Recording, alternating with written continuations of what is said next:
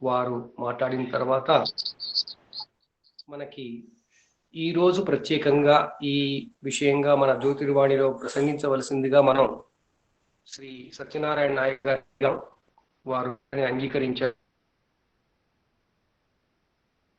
మనకు వినిపిస్తారు. వారికి కావాల్సినంత సమయం ఇవ్వడం కొరకని మనం మన వక్తలు తమ ఉపన్యాసాన్ని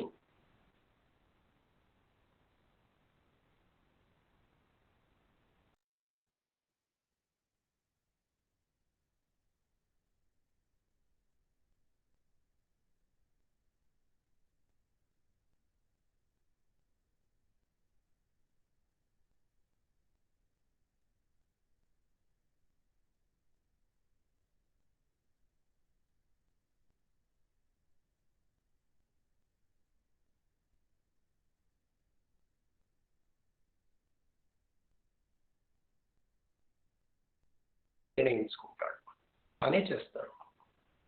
అందువల్ల ఆ భావానికి మన ఋషులు రాజ్యభావం అన్నారు, కర్మభావం అన్నారు. ఇంకా ముందుకు వెళితే అది ఎక్కడుంటుంది అంటే మనం ఎక్కడ నిల్చుంటే మన తల మీద ఉంటుంది అన్నారు. చూడండి, ఆ భావం యొక్క స్థిరీకరణ ఇక్కడి నుంచి ఎలా తీసుకొచ్చి వాళ్ళు ఆ స్ట్రక్చర్ని పెట్టారు, నిర్మాణాన్ని పెట్టారు.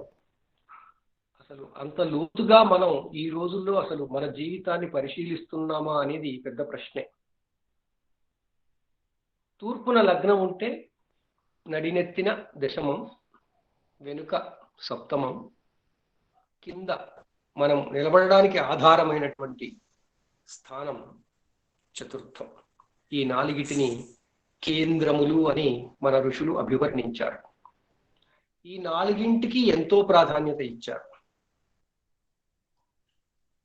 ఒకరి జీవితం నడవాలి అంటే ఈ నాలుగు కేంద్రాల నుండి జ్యోతిష్యుల ప్రభావం ఎంతో ప్రభావపూర్వకంగా ఉంటే గాని వారి జీవితాలు ఒక ఫుల్ఫిల్మెంట్ అంటాం, పరిపూర్ణమవుతాయి.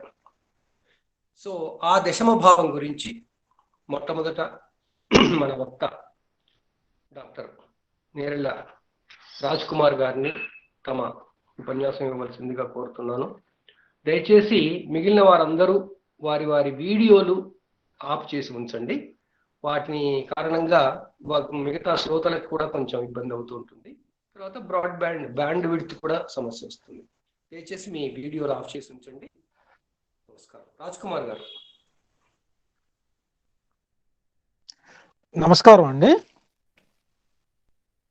పోయిన వారం మనం అష్టమ భావం గురించి మనం వివరించుకున్నాము. ఈ వారము దశమ భావం గురించి మాట్లాడుకుందాం. మొదట దశమ భావానికి సంబంధించినటువంటివి కొన్ని కారకత్వాలు మనం ఫస్ట్ చూద్దాము. దశమ భావంలో వ్యాపారము, రాజగౌరవము, వృత్తి, రాచరికాలు, నిధి నిక్షేపాలు, కీర్తి, గొప్ప పదవి, పెంపుడు కొడుకు, గౌరవము, సుఖజీవనము, ప్రఖ్యాతి, రాజు, శిక్షించే అధికారము, ఇతరులపై దయచూపటము, ముద్రాధికారము, ఆజ్ఞాపించగలిగే తెలివితేటలు కలిగి ఉండటము, సామాజికమైనటువంటి హోదా, తండ్రి యొక్క లౌకిక వారసత్వం. ఇలాగా దశమ భావం నుంచి మనం గమనించాల్సిన అవసరం ఉంటుంది. బలవంతుడైనటువంటి దశమాధిపతి ఉచ్చ స్వక్షేత్రంలో స్వ అంశలో ఎక్కడ ఉన్నా జాతకుడు పితృసుఖము, కీర్తి, శుభకర్మ శక్తి కలిగి ఉన్నవాడు అవుతాడు. కర్మాధిపతి అంటే దశమాధిపతి. ఇందాక శాస్త్రి గారు చెప్పారు, రాజ్యాధిపతి, కర్మాధిపతి, దశమాధిపతి వీళ్ళందరూ కూడా దశానాథుడే అవుతాడు అని చెప్పి. కర్మాధిపతి బలహీనుడైతే సత్కర్మలు చేయటానికి ఇష్టం లేని వారు అవుతారు.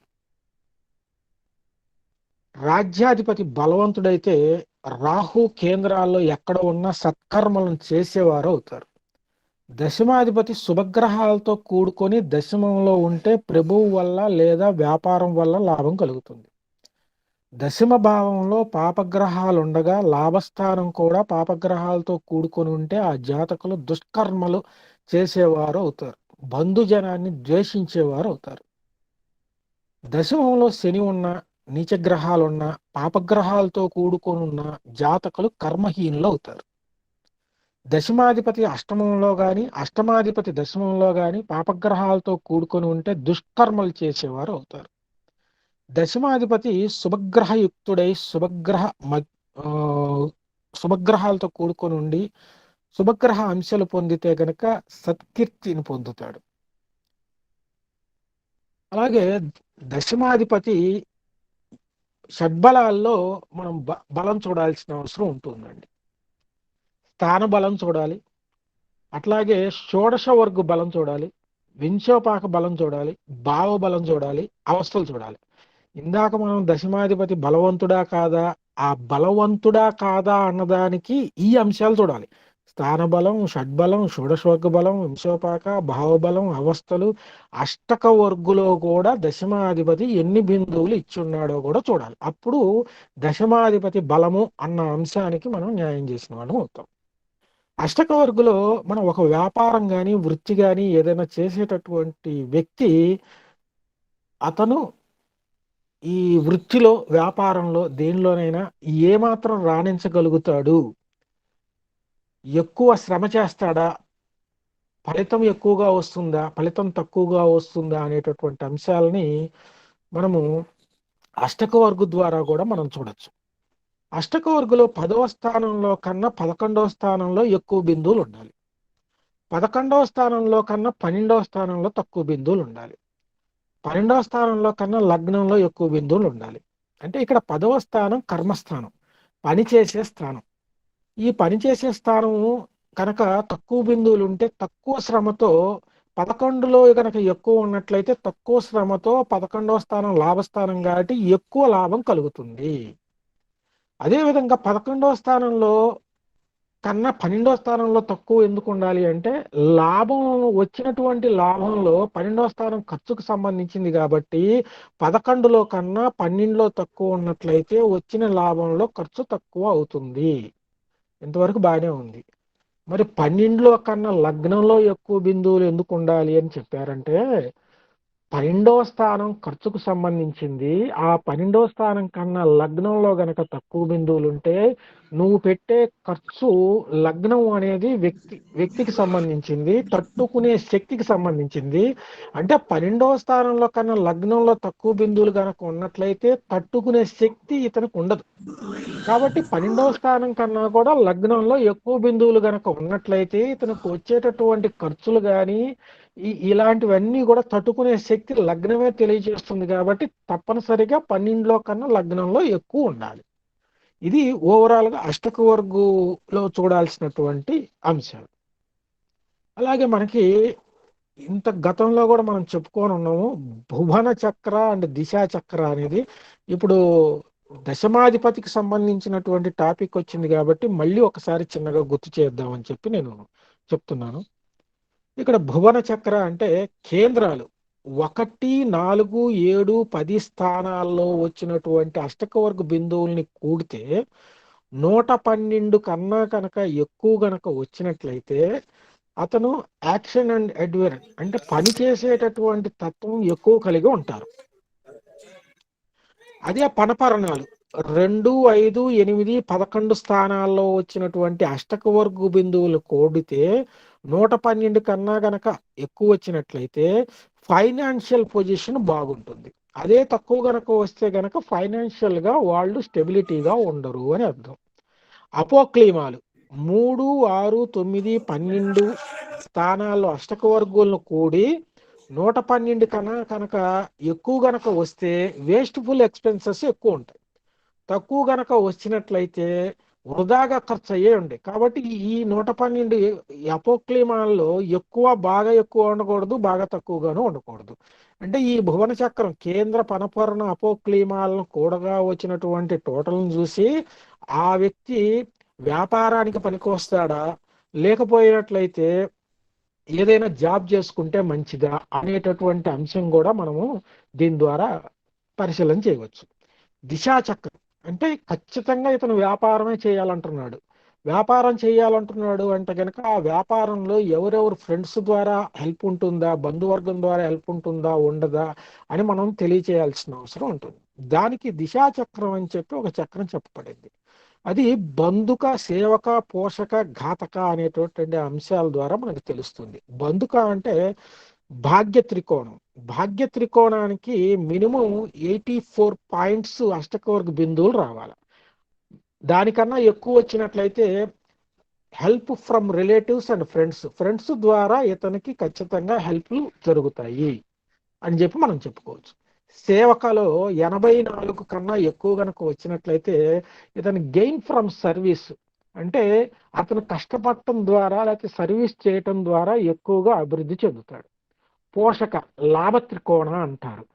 దీంట్లో 84 కన్నా ఎక్కువ కనుక వచ్చినట్లయితే అడ్వాంటేజ్ అండ్ వెల్త్, ఇది ఎక్కువగా లాభం పొందే అవకాశాలు ఎక్కువగా ఉంటాయి. ఘాతక అంటే లాసెస్ కు సంబంధించింది. దీంట్లో కనుక ఎక్కువ బిందువులు వస్తే ఎక్కువగా నష్టపోయే అవకాశం ఉంది. అంటే భువన చక్రం ద్వారా, దిశా చక్రం ద్వారా, ఈ రెండు చక్రాల ద్వారా అతను వ్యాపారానికి ఏ విధంగా ఉపయోగపడతాడు, నష్టపోతాడా, వ్యాపారం చేస్తే లాభం పొందుతాడా అనేది ఒక అష్టక వర్గ బిందువులను చూసి కంక్లూజన్ గా వచ్చే అవకాశం ఉంటుంది. నెక్స్ట్ అసలు ఒక వృత్తికి దశమ భావం అంటే కర్మస్థానము, వృత్తి, వ్యాపారము, వాణిజ్యము ఇలాగా మనం చెప్పుకుంటాం.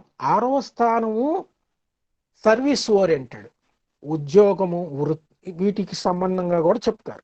10వ స్థానము ఆ చేసే ఉద్యోగం ద్వారా వచ్చే గుర్తింపు అని చెప్పి 10వ స్థానంగా చెప్పవచ్చు. అంటే 10వ స్థానంలో గుర్తింపు, గౌరవం ఉంటుంది. ఈ ఈ ఒక వ్యాపారస్తుడికి గనక మనం ఈ 10వ స్థానం గురించి చెప్పాల్సి వచ్చినప్పుడు, అంటే నేను వ్యాపారం చేయొచ్చా లేదా అని చెప్పి ఒక జ్యోతిష్కుడిని ఒక ఒక వ్యక్తి అడిగాడు అన్నట్లయితే మనం మొదటగా చూడాల్సింది లగ్నం. ఒక వ్యాపారస్తుడికి ఆత్మవిశ్వాసం బాగా ఉండాలి. తన మీద, తాను చేసే వ్యాపారం మీద ఆత్మవిశ్వాసం కనుక లేకపోయినట్లయితే చిన్న వ్యాపారం కూడా ఆ వ్యక్తి చేయలేడు. అది లగ్నం ద్వారా మనకు తెలుస్తుంది. ద్వితీయం, మాటలు బాగా రావాలి. వ్యాపారం అంటే వస్తువు కాదు, కేవలం మాటలే. మాటలు గనక బాగా చెప్పగలిగే శక్తి ఉన్నట్లయితే అతను వస్తువు లేకుండా కూడా వ్యాపారం చేయగలుగుతాడు. దీన్ని ద్వితీయం ద్వారా మనం తెలుసుకోవాలి. అంటే ద్వితీయాధిపతి ఎక్కడున్నాడు, ద్వితీయంలో పాపగ్రహం ఉందా, ఇలాంటివన్నీ కూడా మనం చెక్ చేసుకోవాలి. తృతీయం సహకారం. ఏ వ్యాపారస్తుడికైనా కానీ సహకారం అనేది తప్పనిసరిగా ఉండాలి. సహకారం, అందరూ సహకరిస్తారా లేదా, అంటే కొనేవాళ్ళు రావాలి, ఇతనికి స్టాక్ ఇచ్చేవాళ్ళు రావాలి. ఇదంతా కూడా తృతీయ స్థానంలో చూస్తాం. 4, పేరు, సరుకులు బాగా ఉండాలి.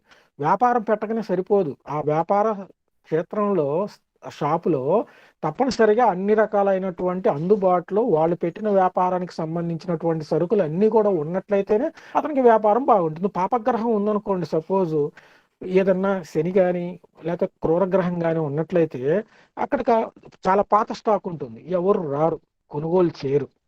కాబట్టి మనం జాతక చక్రం చూసేటప్పుడు ఇలాంటి అంశాలు కూడా మనం పరిశీలన చేయాలి. 5వ స్థానం మంచి ప్రణాళిక ఉండాలి. ఒక వ్యాపారస్తుడికి తప్పనిసరిగా ప్రణాళిక లేకపోయినట్లయితే ఆ వ్యాపారంలో నష్టపోయే అవకాశాలు కూడా ఉంటాయి. 6, పోటీతత్వంలో నిలబడగలగాలి. 7, సామాజిక సంబంధాలు బాగా ఉండాలి. 8, కష్ట నష్టాలు ఎటువంటివి వచ్చినా ఎదుర్కోగలుగుతాడా, డీలా పడిపోతాడా అనేది చెక్ చేయాలి. 9, మంచి కార్యాలు, పుణ్యకార్యాలు అలాంటివి చేస్తూ ఉన్నట్లయితే కనుక నీకు వ్యాపార అభివృద్ధి బాగుంటుంది. పాపగ్రహం ఉన్నట్లయితే ఎక్కువ పరిహారాలు చెప్పాల్సిన అవసరం ఉంటుంది.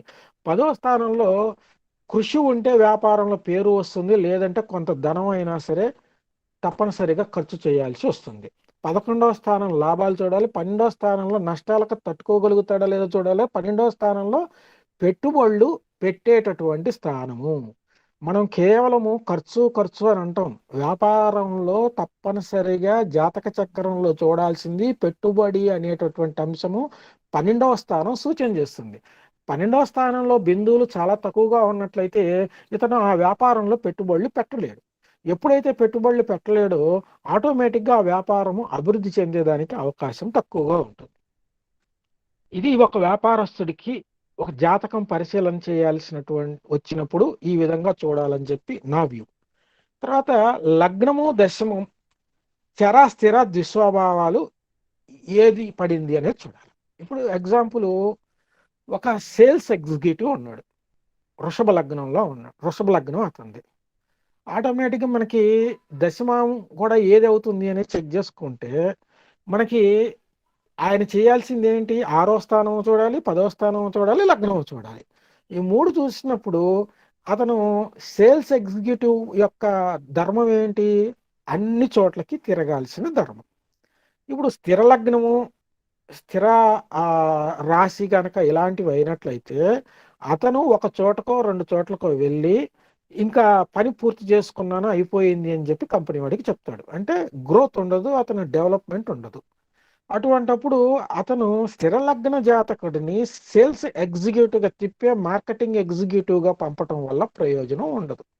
కాబట్టి మనకి జాతక చక్రం చూసి పరిశీలన చేసేటప్పుడు ఆ వృత్తిలో వీరు ఎన్నుకున్నటువంటి అంశం ఏంటి అంటే, పర్చేజ్ చేస్తారా, కూర్చొని అమ్ముతూ ఉంటారా, లేకపోతే పైన చూస్తూ ఉంటారా, అకౌంట్ చూస్తూ ఉంటారా, అవి కూడా జ్యోతిష్కుడుగా మనం అన్ని వివరాలు తెలుసుకోవాల్సిన అవసరం ఉంటుంది.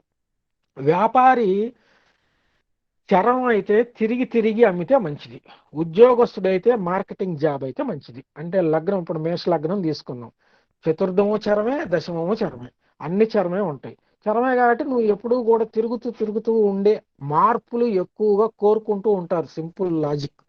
ఎప్పుడు మార్పులు కోరుకునేటటువంటి వాడికి ఒకే స్థానంలో ఒకే చోట స్థిరంగా ఉండి చేస్తూ ఉండాలి అంటే అతను మానసికంగా బాగా ఒత్తిడికి గురవుతూ ఉంటాడు. కాబట్టి అతను తిరుగుతూ తిరుగుతూ కనుక ఈ బిజినెస్ కానీ ఇలాంటివి కనుక చేసుకున్నట్లయితే తప్పనిసరిగా బాగుంటుంది. శాస్త్రి గారు, ఇంకా సమయం ఉందా? మళ్ళీ చెప్పమంట సోమనాథ్ శాస్త్రి. లేదు, ఇంకొక 2 నిమిషాల్లో ముగించండి. ఓకేనండి, ఓకే.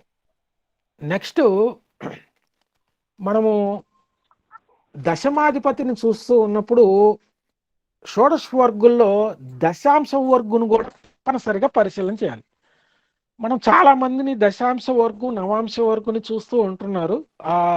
చాలా సంతోషము. ఈ దశాంశ వర్గును చూసేటప్పుడు దశాంశ చక్రంలో రాశి చక్రంలోని దశమాధిపతి ఎక్కడ ఉన్నాడో చూడాలి. రాశి చక్రంలోని దశమాధిపతి ఉన్న రాశ్యాధిపతి దశాంశ వర్గ చక్రంలో ఎక్కడ ఉన్నాడో అతను ముఖ్య భూమిక వహిస్తాడు. అతను వ్యక్తి చేసే వృత్తిని నిర్ణయిస్తాడు. దశాంశ వర్గ చక్రం యొక్క లగ్నము మరియు దశమాన్ని పరిశీలన చేయాల్సిన అవసరం ఉంటుంది. వ్యక్తి యొక్క ఆయుర్దాయము, వృత్తి యందు ఆనందము మొదలైన విషయాలు దశాంశ వర్గ చక్రంలోని దశమం యొక్క బలంపై ఆధారపడి ఉంటుందని చెప్పారు. అదేవిధంగా దశాంశ వర్గ చక్రంలోని కేంద్ర కోణాలలోని గ్రహాల యొక్క దశ అంతర్దశల్లో వ్యక్తి యొక్క వృత్తి విశేషాలను మంచి ఫలితాలు వస్తాయని చెప్పారు. దశాంశ వర్గ చక్రంలోని దశమంలో ఉన్న గ్రహాలు దశాంశ వర్గ చక్రం లగ్నము లేదా లగ్నాధిపతిపై గోచరిస్తున్నప్పుడు వ్యక్తికి వృత్తిరీత్యా మంచి ఎదుగుదల, అనుకూలమైన శుభ సంఘటనలు జరుగుతాయి. అదేవిధంగా దశాంశ వర్గ చక్ర లగ్నాధిపతి రాశి చక్రంలోని దశమ భావంపై గోచరిస్తున్నప్పుడు వ్యక్తి వృత్తిరీత్యా మంచి ఎదుగుదల ఉంటుంది. దశమానికి అష్టమం పంచమం, దశమానికి 10వ స్థానము నవమం కనుక నవమ పంచమ స్థానాల యొక్క దశ అంతర్దశల్లో వ్యక్తికి వృత్తిరీత్యా మార్పు, ఉద్యోగంలో మార్పు, క్రమశిక్షణ చర్యలు, ఉద్యోగ విరమణ మొదలైనటువంటివి జరిగే అవకాశాలు ఉంటాయి. ఒక వ్యక్తి యొక్క జీవితంలో సామాన్య విజయాలు, వృద్ధి మరియు వృత్తి సంబంధమైనటువంటి విషయాలు మనం తప్పనిసరిగా చూడాల్సిన అవసరం ఉంటుంది. రాశి చక్రంలో లగ్నం కన్నా 7వ స్థానం బలంగా ఉండరాదు. రాశి చక్రంలో లగ్నం కన్నా 10వ స్థానం బలహీనంగా ఉండాలి. ఇందాక మనం చెప్పుకున్నాం, అష్టకవర్గ గురించి చెప్పుకున్నప్పుడు ఈ పాయింట్ వచ్చింది. అదే కనుక లగ్నం కన్నా 10వ స్థానం బలంగా ఉంటే అయ్యే ఖర్చులకి తట్టుకోలేడు. కాబట్టి రాశి చక్రంలో లగ్నం కన్నా 10వ స్థానం బలహీనంగా ఉండాలి. రాశి చక్రంలో లాభస్థానం దశమం కంటే బలంగా ఉండాలి, కానీ దశమం బరి బలహీనంగా ఉండరాదు. రాశి చక్రంలో అష్టమ స్థానం లగ్నం కంటే బలంగా ఉండరాదు. దశాంశ వర్గ చక్రంలో దశమ లాభాధిపతులు సంబంధం లేదా లగ్నాధిపతి లాభాధిపతుల సంబంధం ఉంటే వ్యక్తికి జీవితంలో ఏదో ఒక వృత్తి ద్వారా జీవనోపాధి ఉంటుంది. దశాంశ చక్రంలో దశమం మరియు లాభాధిపతులతో శుక్ర మరియు కుజల సంబంధం ఉంటే వ్యక్తి స్త్రీల ద్వారా ధనార్జన చేస్తాడు అని చెప్పి చెప్పుకుంటారు. మనకి వీటి గురించి ఇంకా చర్చించుకుంటే కనుక చాలా అంశాలు మనకి పాయింట్లు వస్తూ ఉంటాయి. నేను ఈరోజు శాస్త్రి గారు వాట్సాప్ గ్రూప్లో పెట్టినట్లు ఒక చక్రానికి దాని గురించి అంశాలు కూడా నేను వివరించదలుచుకున్నా. సమయం ఇచ్చినట్లయితే కనుక మళ్ళీ నేను ఆ వివరాలు 10 నిమిషాలు పడుతుంది. ఇంకా చక్రం ఒకటి ఇచ్చారు. దశానాథుడు లగ్నానికి, తృతీయానికి, నవమానికి, సప్తమానికి లగ్నం నుంచి ఎన్నో వాడు అవుతాడు అనేటటువంటి అంశాలు మనకి వివరించారు. దాని గురించి ప్రిడిక్టివ్ గా నేను చెప్పడానికి సిద్ధంగా ఉన్నాను. ఇది అంతా అయిపోయిన తర్వాత సమయం ఉంటే కనుక నాకు ఇచ్చినట్లయితే దాన్ని కూడా నేను వివరిస్తానని చెప్పి విన్నవించుకుంటున్నాను. ఈ అవకాశం కలిగించినందుకు చాలా సంతోషం. నమస్కారం. నమస్కారం రాజ్ కుమార్ గారు, చాలా చాలా ధన్యవాదాలు. కుండలి విశ్లేషణలో దశమ భావ సంక్లిష్ట విశ్లేషణని సరళంగా కొద్ది మాటల్లో చెప్పారు. తప్పకుండా మనం మళ్ళీ సమావేశంలోనే ఇంకా వివరంగా కూడా తెలుసుకుందాం. అలాగే మీరు చెప్తున్నది ఆల్రెడీ ఆర్గనైజ్డ్ గా ప్రిపేర్ చేశారు కాబట్టి ఏమైనా ఆర్టికల్ లాంటిది రాస్తే కూడా మనం దీంట్లో షేర్ చేసుకుందాం. ఈ సమావేశంలో నేను గమనిస్తున్నది ఏంటంటే వారం వారం వస్తున్నటువంటి మిత్రులే కాకుండా కొత్త వాళ్ళు చాలా మంది వస్తున్నారు. ఇది చాలా సంతోషకరమైన విషయం. వారందరికీ జ్యోతిర్వాణి గురించి ఒక మాట చెప్పేసి నేను తర్వాత వక్తను స్వాగతిస్తాను. జ్యోతిర్వాణి ఉపన్యాస ధారా సమావేశం ప్రతి ఆదివారం సాయంత్రం 8 గంటల నుండి 10 గంటల వరకు ఉంటుందండి. ఇది జ్యోతిష విద్యార్థులు, జ్యోతిష అధ్యాపకులు, జ్యోతిష అభిమానులు, శాస్త్ర అభిమానులు వీళ్ళందరి కొరకు జ్యోతిష శాస్త్రాన్ని శాస్త్రీయంగా, సరళంగా, నిత్య జీవితాలకి అవసరమైన విధంగా లక్షించిన ఋషుల లక్ష్యం నెరవేరేందుకు ఈ వేదికగా వాడుకుందామని, అదేవిధంగా ఈ వక్తలకి జ్యోతిషం నేర్చుకున్న వారికి కూడా తమ విషయాన్ని స్పష్టంగా, క్లుప్తంగా ఎలా విశదీకరించగలిగే సామర్థ్యం ఉంటుందో పెంచుకోవడానికి, ఆ సామర్థ్యం నైపుణ్యం పెంచుకోవడానికి ఇది దోహదం చేస్తుందని, ఈ కాలంలో సభలు సమావేశాలు కావడం కష్టం, అందులో అందరికీ మాట్లాడే అవకాశాలు రావడం ఉండదు. అందుకోసం ప్రతి వారికి కూడా అవకాశం ఇచ్చే దృక్కోణంతో ఈ వేదిక, ఈ కార్యక్రమం ఆరంభించబడింది. ఇది వేద సంస్కృతి పరిషత్ వారి నిర్వహణలో జరుగుతుంది. దీంట్లో ఉపన్యసించిన వారి ఉపన్యాసాలు వీలున్నంత వరకు మళ్ళీ ఆ ఛానల్లోనే మేము యూట్యూబ్లో కూడా పెట్టడానికే ప్రయత్నిస్తున్నాం సాంకేతికంగా వీలైనప్పుడు. సో ఈ చిన్న ఉపోద్ఘాతంతో ఇప్పుడు నేను తర్వాత వక్త అయినటువంటి శ్రీమతి వల్లి దేవసేన గారిని, మీరు బెంగళూరులో ఉంటారు, వారిని తమ జ్యోతిర్వాణి వినిపించవలసిందిగా కోరుతున్నాను. నమస్కారం. అమ్మ వల్లి దేవసేన గారు.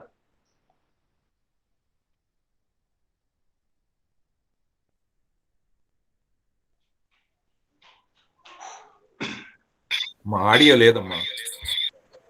మీ ఆడియో మ్యూట్ లో ఉందమ్మా, ఆన్ చేయండి. ఇప్పుడు క్లియర్ గా ఉందండి. సరిపోయిందండి. ఇప్పుడు వినపడుతోంది అండి? వినపడుతోంది, చెప్పండి. ఓకే. శ్రీ శారదా పరమేశ్వరి అన్నమాట. జ్యోతిష శాస్త్రం అనేది ఖగోళాన్ని, అంతరిక్షాన్ని పరిశీలించి అనుభవయుక్తంగా చేసుకున్నది.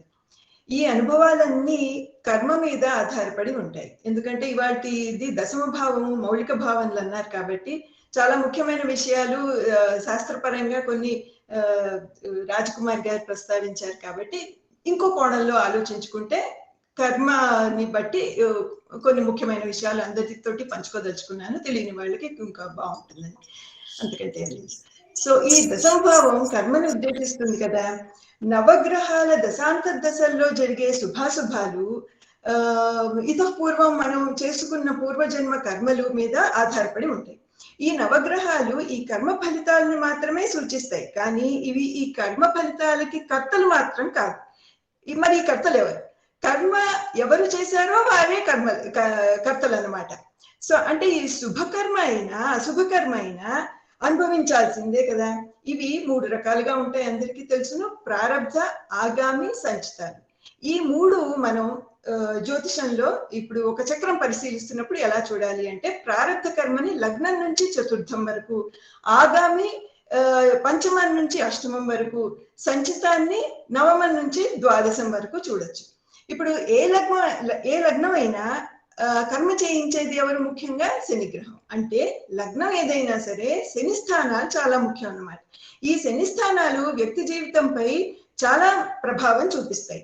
అంటే ఈ దశమభావ పరిశీలనలో శని మకర కుంభరాశులు, మకర కుంభ లగ్నాలైతే ముఖ్యంగా అవి, తర్వాత శని ఉన్న రాశి అధిపతి, శనిపై దృష్టి పెట్టిన గ్రహము, శనితో యుతిలో ఉన్న గ్రహము తదితరాలు, నవాంశలో శని స్థానము, దశమాంశలో శని స్థానము, రకరకాల దృష్టులు, ఇవన్నీ జ్యోతిష పరంగా అన్ని మనం పరిశీలించాలి. ఎందుకంటే ఇవన్నీ వ్యక్తి యొక్క కర్మని శాసిస్తాయి కాబట్టి. దీన్ని బట్టి ఆ వ్యక్తి ఏ ప్రొఫెషన్ లో ఉంటాడు, ఏ వృత్తిలో స్థిరపడతాడు, తృప్తిగా ఉంటాడా తన ప్రొఫెషన్ లో, అసంతృప్తిగా ఉంటాడా, కష్టపడి సంపాదిస్తాడా, సునాయాసంగా సంపాదిస్తాడా, అధికారం కలిగి ఉంటాడా, లేకపోతే ఏమిటి మోసాలు చేసి ధనార్జన సంపాదిస్తాడా, ఇట్లాంటివి కూడా మనం శనిని బట్టి, రాహుకేతువుని బట్టి కూడా మనం పరిశీలన చేయొచ్చు. ఇప్పుడు బృహత్ పరాశర కర్మ ఫలాధ్యాయంలో ఉంది. ఏం చెప్పారంటే అందులో పూర్వపుణ్యము, దైవానుగ్రహము, కుటుంబము, ఆర్థిక పరిస్థితులు, కష్టపడే తత్వం, పట్టు విడుపులు ఇవి సరిగ్గా లేకపోతే ఏ గ్రహం నుండి మనం కిరణాల శక్తిని గ్రహించలేమన్నమాట. ఈ దైవానుగ్రహాన్ని పొందితే ఈ ప్రారబ్ధాన్ని సులభంగా అనుభవించగలిగేలాగా ఇవన్నీ తెలిపేది దశమ భావం అవుతోందన్నమాట. ఇప్పుడు మనిషి కర్మ చేయకుండా దైవం పైనే పూర్తిగా భారం వేసేయడం సమంజసం కాదు. సిన్సియర్ గా వర్క్ చేస్తూ ఫలితం దైవానికి వదిలేస్తే చాలా ఉత్తమం. అంటే మనం చేసేది ఎంత ఉండాలి? 90% ఉంటే 10% మనం దైవానుగ్రహంతో సాధించుకోవచ్చు అన్నమాట. ఇప్పుడు దీంట్లో నేను ఒక చోట నేను చదివానండి, అది నేను చెప్తాను. వైద్యనాథ దీక్షితులు జాతక పారిజాతంలో కోట్ చేశారు ఇది. ఆజ్ఞా మాన విభూషణాన్ని వసన వ్యాపార నిద్రా కృషి ప్రవజ్యాగమ కర్మజీవన యశో విజ్ఞాన విద్యా క్రమాత్. ఇలాగే అంటే ఇదేమిటి? ఆజ్ఞ అంటే అథారిటీ అన్నమాట.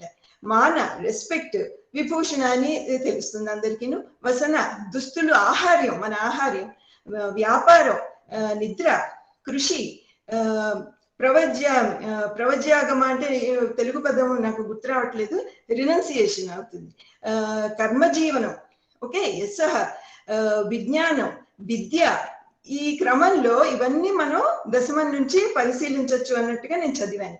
తర్వాత ప్రశ్న మార్గంలో కూడా చదివాను. దేవాలయ, నగర, సభ, మార్గాలయ అంటే అసెంబ్లీస్ అన్నమాట. దాస, సర్వకర్మణి అంటే సర్వాంట్స్ ఎక్సెట్రా. ఆజ్ఞాలంబనం అంటే కమాండ్, ర్యాంక్ అండ్ స్టేటస్. ఏతత్ సర్వే చింత్యహి దశమేన. తర్వాత వ్యాపార, ముద్ర, నృప, మాన, రాజ్యం, ప్రయోజనం చ అపి పితుః తదైవ మహత్పదాప్తి ఖలు సర్వయేతత్ రాజ్యాభిధానే భవనే విచార్యమే. అంటే ఈ అటైన్మెంట్ ఆఫ్ హై పొజిషన్ కూడా మనం దశమ భావం నుంచి పరిశీలించవచ్చు అని చాలా క్లియర్ గా రాశారు వారు.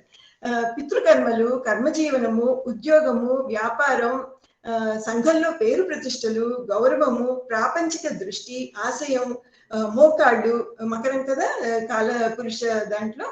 తర్వాత ముఖ్యంగా సులభతరంగా పరిశీలించడానికి ఏమిటి ఉపయోగపడుతుంది దశమభావం పరిశీలించేటప్పుడు? ప్రొఫెషన్ అంటే వృత్తి వ్యాపారాలు, ప్రొఫెషన్ లో ups and downs, promotions, finances, financial status, financial rewards అంటారు అవి, incentives, transfers, change of place, change of profession, professional success, authority, ఇవన్నీ మనం దశమం నుంచి చూసుకోవచ్చు. తర్వాత నవాంశలో కూడా దశమాధిపతిని పరిశీలించుకోవాలి. దశమం పైన ఉన్న దృష్టిని ఏ గ్రహ దృష్టి పడుతోంది ఏమిటి అన్ని రకాల కోణాల్లోనూ మనం పరిశీలించుకోవాలి. ముఖ్యంగా దశమాంశలో లగ్నాధిపతి దశమాధిపతి వీటి రకరకాల కాంబినేషన్స్ ఇవన్నీ మనం చూసుకోవాలన్నమాట. అంటే కారక గ్రహం కూడా ముఖ్యం ఇందులో. తర్వాత ఆత్మకారక గ్రహం నుండి దశమం ఎలా ఉంది, ఓకే, ఇవి కూడా మనం రాశిలోనూ పరిశీలించాలి, నవాంశలోనూ పరిశీలించాలి, దశమాంశలను పరిశీలించాలి. జనరల్ గా నేను చేస్తూ ఉంటాను ఇలా, అందుకని అందరితో పంచుకుంటున్నాను.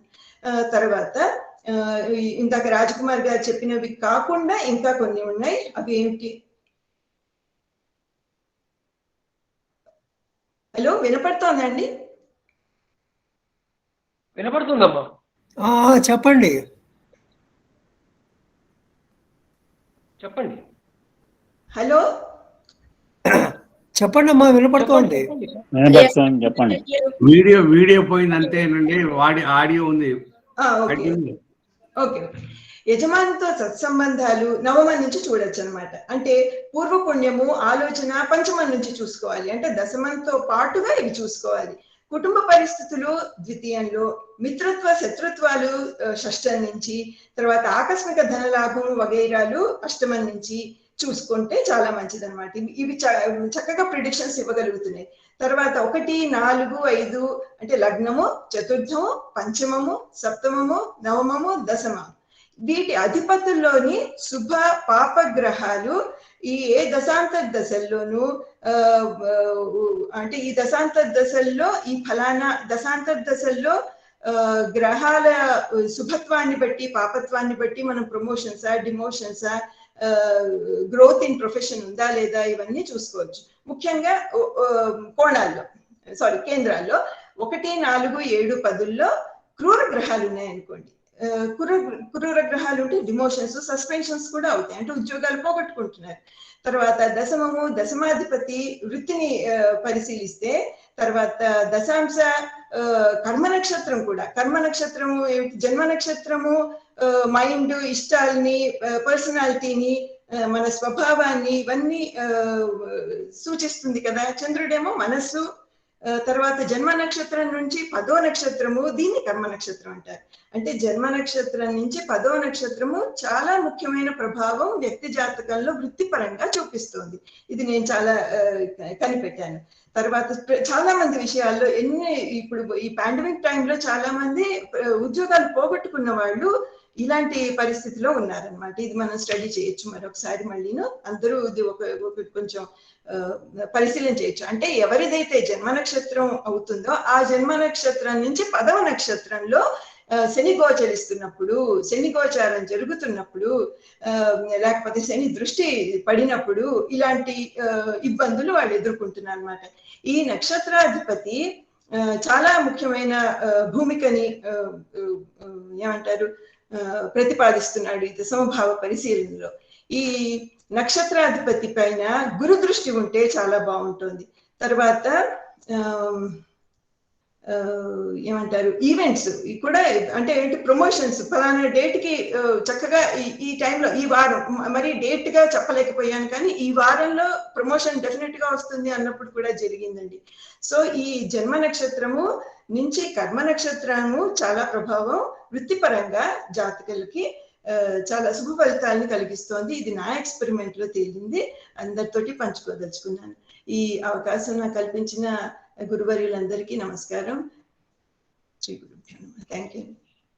నమస్కారం అమ్మా వల్లి దేవసేన గారు, ధన్యవాదాలు. దశమభావం గురించి కొంచెం కొత్త ఆలోచన ప్రేరేపించేటట్టుగా చెప్పారు. చాలా చాలా ధన్యవాదాలు. జన్మ నక్షత్రము, కర్మ నక్షత్రము చాలా బాగుంది. సాధారణంగా ఏది జన్మ నక్షత్రం అవుతుందో కర్మ నక్షత్రం మళ్ళీ ఆ నక్షత్రనాథుడే వస్తాడు. అది చాలా మంచి మాట. దశమం ఏదైనా, ఏ రాశి అయినా దానికి సహజ భావ కారకులైనటువంటి వాళ్ళు ఎవరో కూడా మనం గమనిస్తూ వెళ్ళడం ఎప్పటికైనా మంచిది. భావకారకులు మనకు తెలుసు.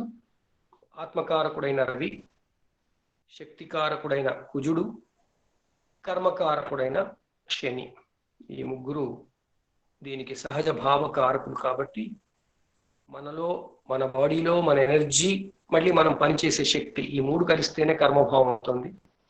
ఈ ఆలోచనలు కూడా పెట్టుకుని మన విశ్లేషణలో ముందుకు వెళ్తే ఇంకా బాగుంటుంది. ఇప్పుడు మన మూడవ వక్త పిహెచ్డి చేస్తున్నటువంటి ముండేన్ అస్ట్రాలజీలో పిహెచ్డి చేస్తున్నటువంటి విద్యార్థి శ్రీ శ్రీకాంత్ గారు, ఎం శ్రీకాంత్ గారు. శ్రీకాంత్ గారు, మీరు సార్ సిద్ధంగా నమస్కారం ఉన్నారు కదా? సార్. సిద్ధంగా ఉన్నాను సార్. నమస్కారం. ఆరంభించండి. Okay sir.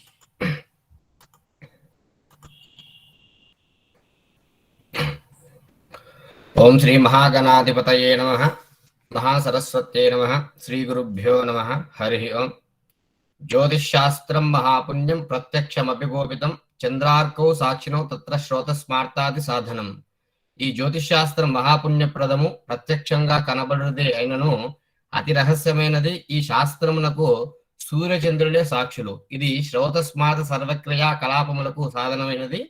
వారం వారం వేద సంస్కృతి పరిషత్ నిర్వహించి జ్యోతిర్వా అని ఉపన్యాస ద్వారా సమావేశ కార్యక్రమానికి ప్రోత్సహిస్తున్న జ్యోతిష్య విద్యార్థులకు, ఆచార్యులకు, జ్యోతిషాభిమానులందరికీ ధన్యవాదములు.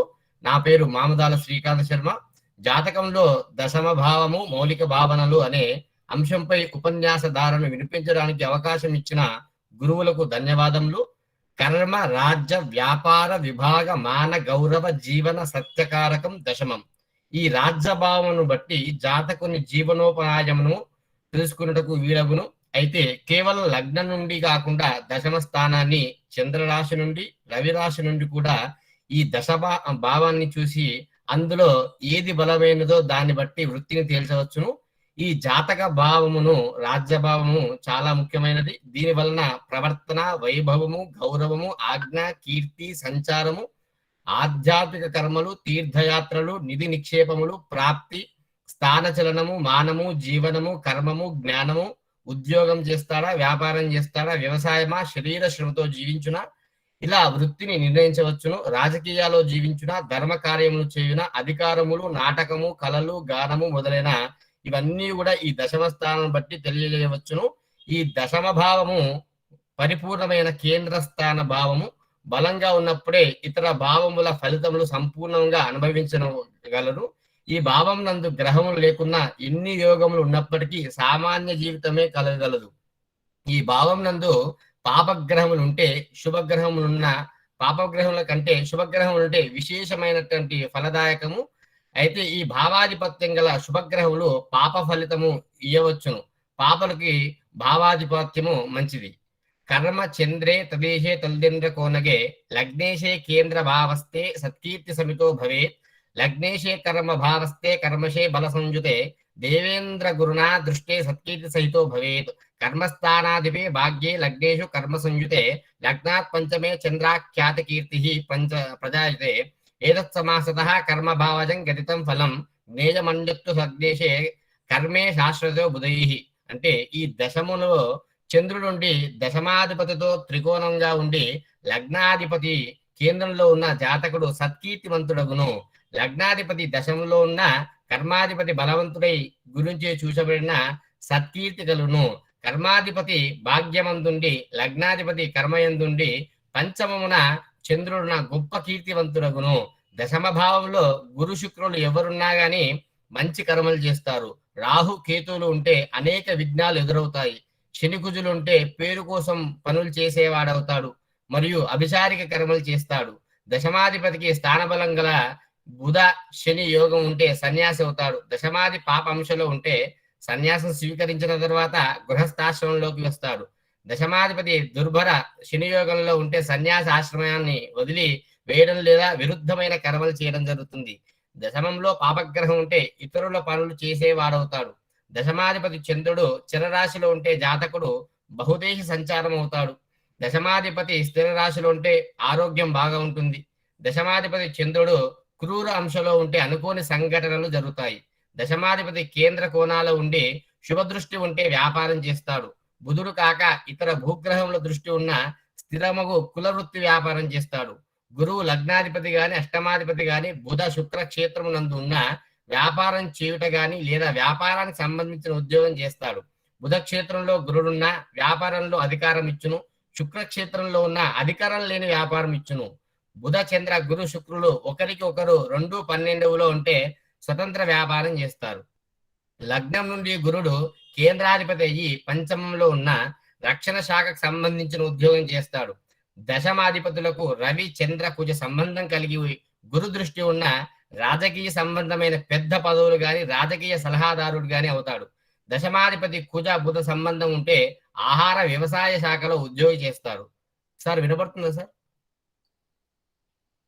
హలో, వినపడతా వినిపిస్తుంది సార్, చెప్పండి, సార్ వినిపిస్తోంది. ఉద్యోగమా వ్యాపారమా, ఉపాధ్యాయులు, పాఠశాలలు, కళాశాలలు, విశ్వవిద్యాలయాలు, కావ్య పఠన, గ్రంథ రచన, పండిత వృత్తి, బుద్ధి కుశలత, లలితా కళలు మొదలగునవి ఈ చతుర్థ పంచమాధిపతులకు బుధ గురు శుక్రులకు రాజ్యముతోను రాజ్యాధిపతితోను గల సంబంధములు, భాగ్యాధిపతి యొక్క స్థితి బలము అనుబంధ గ్రహములు విచారించి ఈ వృత్తిని కూడా నిర్ణయించవచ్చును. న్యాయవాద వృత్తి చతుర్థ పంచమ స్థానాలు, స్థానాధిపతులు కుజ గురు వీరికి రాజ్యభావంతోను రాజ్యాధిపతితోనూ గల సంబంధములు, నవాంశ స్థితిని బట్టి అనుబంధ దశలను బట్టి న్యాయవాద వృత్తిని తెలుసుకోవచ్చును. స్వతంత్ర జీవనం అనగా రాజకీయ పదవులు మొదలగునవి. ఈ శని సంబంధం లేక రాజభావం బలంగా ఉన్నప్పుడు కేంద్ర కోణాధిపతులు కలయిక పరివర్తన శుభ వీక్షణ సంబంధములు, షష్ఠి స్థాన రవి శనులు వారి బలములను బట్టి అనుబంధక గ్రహ దశలను బట్టి వృత్తిని పదవిని తెలుసుకొనవచ్చును. వైద్య వృత్తి శని కుజ బుధులు బలంగా ఉండవలను. వ్యాపారం 6వ స్థానం అధిపతులు చంద్ర బుధ కేతులు వారి బలములు నవాంశ స్థితిగతులు మొదలైనవి చూడవలను. జాతకంలో దరిద్ర యోగములు ఉండగా రాజభావం బలహీనంగా ఉన్న వృత్తులు కలిసి రావు. దశమాధిపతి కన్నా 6, 8, 12 అధిపతులు బలంగా ఉంటే కలిసి రాదు. గ్రహాలను బట్టి వృత్తి నిర్ణయం. రవి గుమస్తాగా విలేకరుడు, ప్రభుత్వ ఉద్యోగం, రాజకీయ పదవులు, బంగారము, రాగి, ఇత్తడి మొదలగు లోహపు పనులు, వైద్యము, గడ్డి వ్యాపారం, వార్తావాహకులు మొదలగున వృత్తులకు రవి కారకుడు. చంద్రుడు వల్ల ఆర్థిక శాఖలు, వడ్డీ వ్యాపారం, వైద్య శాఖలో నాలికలు, మత్తు పానీయాలు, వాటి శాఖలు, వినోద కార్యక్రమాలు, వాటికి సంబంధించిన వృత్తులు, సంచార సంబంధమైనవి, పప్పు ధాన్యములు, మరపట్టు వృత్తులు, ప్లాట్ఫారం పై వివిధ రకముల సరుకులు అమ్ముట, భోజన విశ్రాంత గృహములకు సంబంధించిన వృత్తులకు చంద్రుడు కారకుడు. కుజుడు వలన విద్యుత్ శాఖ, న్యాయ విచారణ, జైలు, పశు జంతు వాహనాలకు సంబంధించిన వృత్తులు, అగ్నిమాపక, అగ్నికల్చరల్, పశు కబేలాలు, రక్షణ శాఖ, మందుగుండు సామాన్లు, లోహములకు సంబంధించిన వృత్తులు, శిరోజములకు సంబంధించిన వృత్తులకు కారకుడు కుజుడు. బుధుడు వడ్డీ వ్యాపారం, దర్జీ పనులు, యంత్ర సంబంధమైనటువంటి గ్రంథ రచనలు, ముద్రణ, టైపింగ్, డిటిపికి సంబంధించిన ఉద్యోగాలు, వస్త్ర వ్యాపారాలు, గణితము, జ్యోతిష్యం, కవిత్వం, వేదాంతము, శాస్త్ర చర్చలకు మొదలగునవి వృత్తులకు, లిపి, లేఖన, కోర్టు, న్యాయశాఖలకు సంబంధించినవి, వివిధ పక్షులు, జంతువులకు సంబంధించిన వృత్తుల కారకుడు బుధుడు. గురుడు గృహములకు ఉపయోగకరమైన వస్తువులు సంబంధించిన వృత్తులు, ఉద్యోగములు, విద్యాశాఖ, ఉపాధ్యాయ, విశ్వవిద్యాలయాలు, కళాశాలలు, పాఠశాలలు, పండితులకు సంబంధించిన వృత్తులు, వస్త్ర వ్యాపారాలు, వేదాంత శాస్త్రములు, రాజకీయమైన మంత్రి పదవులకు సంబంధించిన వృత్తులు, ఈ దేవాదాయ ధర్మశాఖకు సంబంధించినవి సంబంధించిన వృత్తులు, వస్త్ర వ్యాపారాలకు సంబంధించిన వృత్తులకు గురుడు కారకుడు. శుక్రుడు సన్నాయి, మేళములు, పూలు, పండ్లు, సంగీత సాహిత్యములు, అల్లికలు, ముగ్గులు మొదలైనవి విషయములు, పెరుగు, పాలు, ఆవులు సంబంధించిన వృత్తులు, స్త్రీలకు సంబంధించిన విషయంలో వృత్తులు, సుగంధ వస్తు వ్యాపారాలు, విలువైన వస్తువులకు, వాహనములకు సంబంధించిన వృత్తులకు, లలిత కళలకు సంబంధించిన వృత్తులకు ఈ శుక్రుడు కారకుడు. శని గ్రామ ఉద్యోగములు, ఇంద్రజాల, మహేంద్రజాలకు సంబంధించిన వృత్తులు, జైలు శిక్షలు సంబంధించిన శాఖలకు సంబంధించిన వృత్తులు, వ్యవసాయం, నాగళ్ళు, ట్రాక్టర్లు, చర్మ సంబంధమైన వృత్తుల్లో, శ్మశానంలో పనిచేయు వృత్తులు, పశుకాపరులు, వేదాంత రాజకీయ సంబంధమైన ఉద్యోగములకు శని కారకుడు. మరియు రాహుకేతులు వారున్న రాష్ట్రాధిపతులను అనుసరించి ఆయా వృత్తి ఉద్యోగం ప్రాప్తి చేయును. దశమ స్థానం ఏ రాశి అయితే ఏ ఉద్యోగము. మేషరాశి అయితే వ్యాపారము, ప్రభుత్వ ఉద్యోగము, వ్యవసాయం, వ్యవహార సంబంధమైన రాయుట, జూదములకు సంబంధించినవి, తోటలు, వాటి పనులు మొదలగు వాటికి వృత్తులకు మేషము. వృషభము ధాన్య క్రయ విక్రయములు, పసుపు, సుగంధ ద్రవ్యములు, మధుపానీయాలు, వ్యాపారములు, లలితకళ సంబంధమైన వృత్తులు, రాజకీయ సైనిక పదవులు, వాటి వృత్తులు. మిథునము రచనలు చేయుట, గ్రంథ ముద్రణలో పాండిత్యం, ప్రచురణ, వైద్యము, లెక్కలు రాయుట, చూచుట, విజ్ఞాన సంబంధమైన పనులు, వర్తక వాణిజ్యములు, బ్యాంకింగ్ రంగము, ఇన్సూరెన్స్ రంగం మొదలైన వృత్తులు. కర్కాటకం వస్త్ర వ్యాపారము, సైన్స్, ఇంజనీరింగ్ సంబంధించినవి వాటి వ్యాపారములు, సముద్ర నదీ సంబంధము పనులు లేక వ్యాపారములు మొదలైన వృత్తులు. సింహము రాజకీయ పదవులు, భోజన వసతిగృహములు, హోటళ్లు, కలప, కట్టెలు మొదలైన క్రయ విక్రయములు మొదలైన విలువైన వస్తు సంబంధమైన వ్యాపారములు, పరాక్రమంచే జీవించుట, వ్యవసాయము మొదలైన వృత్తులు. కన్య వ్యవహార నిర్వాహకములు, అడ్మినిస్ట్రేషన్ పోస్టులు, ఆర్థిక లెక్కలు, లలిత సంబంధమైన విలాస వస్తువులు, వ్యవసాయం, వ్యాపారం మొదలైన వృత్తులు. తుల ప్రభుత్వ ఉద్యోగములు, కాయగూరలు, పండ్లు, వాటి వృత్తి వ్యాపారములు, ఆవులు, గేదెలు, ఉపయోగ జంతువులకు, ధాన్యములకు సంబంధించిన వ్యాపారకు తుల కారకము. వృశ్చికము ప్రభుత్వ ఉద్యోగంలో వైద్యము, వ్యవసాయము, చట్టములకు, కట్టుబాట్లకు వ్యతిరేకంగా చేయు కార్యకలాపాలకు, స్త్రీలకు సంబంధించిన పనులు మొదలైనవి. ధనస్సు మంత్రి, సలహాదారుడు, కట్టుబాటులకు సంబంధించిన వృత్తులు, వైద్యము, వర్ధంగము, ఉపయోగకరమైన జంతువులను పెంచుట, ప్రయాణములు, ఉపయోగము పడు వాహన సంబంధమైన వృత్తులు చేయును. మకరము సైన్స్ సంబంధమైన వృత్తి వ్యాపారములు, నీటిలో దొరుకు వస్తువులు, నీటికి సంబంధమైన వృత్తి వ్యాపారములు లేక అసంబంధమైన వృత్తి పనుల వల్ల జీవనం చేయుట. కుంభము వివిధ రకములైన ఆయుధములకు సంబంధించిన వృత్తులు, అగ్నిమాపక శాఖలో భుజబలము, చట్ట వ్యతిరేక కార్యకలాపాలకు సంబంధించిన వృత్తులు. మీనము పండిత సంబంధమైన వృత్తులు, బుద్ధి కుశలత, భుజములు, బలములు సంబంధించిన వృత్తులు చేత జీవించును. నాకు ఈ అవకాశం ఇచ్చినటువంటి గురువు గారందరికీ నమస్కారం. నమస్కారం శ్రీకాంత్ గారు.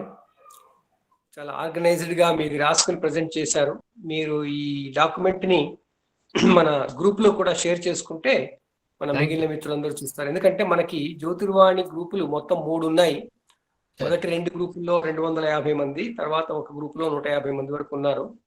అందరూ మీటింగ్ అయితే రావడం లేదు, కానీ గ్రూప్ లో ఉన్న వారందరికీ దీని లాభం చేకూరుతుంది. అందువల్ల మీరు అది పోస్ట్ చేసేయండి, షేర్ చేసుకుంటే మిగతా వాళ్ళందరికీ నేను షేర్ చేస్తాను. సో చాలా చాలా ధన్యవాదాలు. మీరు చెప్పడం కొరకు చేసిన ప్రయత్నం చాలా ప్రశంసనీయమైనది. ఇలాంటి ప్రయత్నాలే అందరూ విద్యార్థులు ప్లస్ కొత్తగా వస్తున్నటువంటి జ్యోతిష్కులు చెయ్యాలి అనే అభిమతంతోనే మన ఈ వేదిక ఉంది. దీన్ని అందరూ ఇలా వాడుకుంటూ ఉండాలి. ఇప్పుడు మనకి ఈ రోజు మన అతిథి గారు గౌరవనీయులైనటువంటి ఆత్మీయులైనటువంటి సత్యనారాయణ నాయక్ గారు ఉన్నారు. వారికి సభాముఖంగా నేను నమస్కారం చేస్తూ స్వాగతిస్తున్నాను. అయ్యా, మీకు ఇంతకు ముందే నివేదించినట్టుగా ఈ వేదిక ఎలాంటి లేకుండా, అంటే ఎలాంటి అనుబంధాలు లేకుండా కేవలము జ్యోతిష శాస్త్రానికి సేవ చేయడం కొరకే నిర్దేశించబడింది. దయచేసి మిగిలిన వాళ్ళందరూ వీడియోలు ఆఫ్ చేసుకోండి. నేను నాయక్ గారు ఉంటారు, నాయక్ గారు ఆరంభించగానే నేను కూడా వచ్చేస్తాను.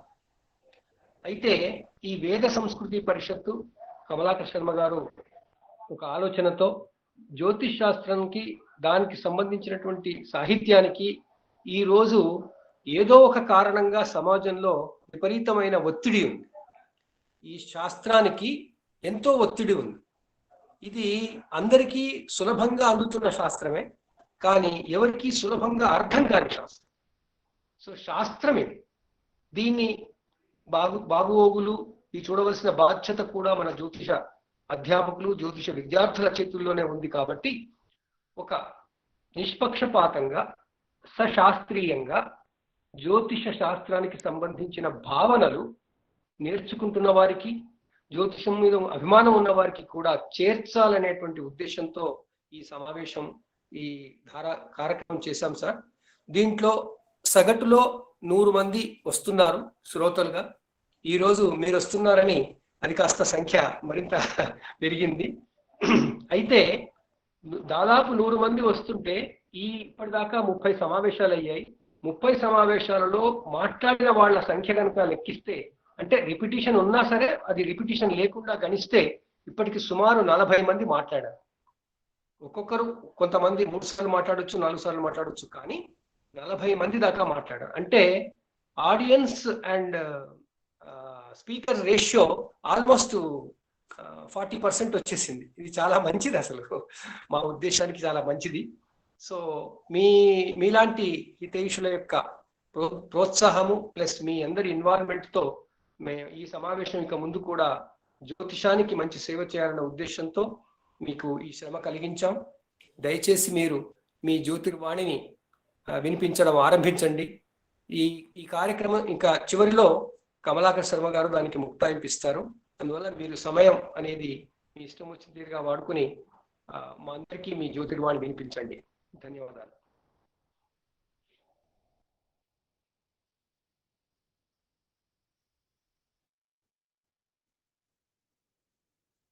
మీ మైక్ మ్యూట్ లో ఉంది సార్, మైక్ ఆన్ చేయండి. సారీ ఓకే, వినపడుతుంది, చెప్పండి. సరే. 156 మెంబర్స్, 156 మంది ఆన్లైన్ లో రాత్రి 9 గంటలకి వినడానికి కూర్చున్నారంటే ఇది చాలా అద్భుతం. దీని ఆర్గనైజర్స్ కి, పార్టిసిపెంట్స్ కి, మెంబర్స్ కి, జ్యోతిష్కులకి, పండితులకి నా హృదయపూర్వక నమస్కారం. ఇది గొప్ప విషయం అండి. నాకు ఇక్కడ ఒక అవకాశం కల్పించారు.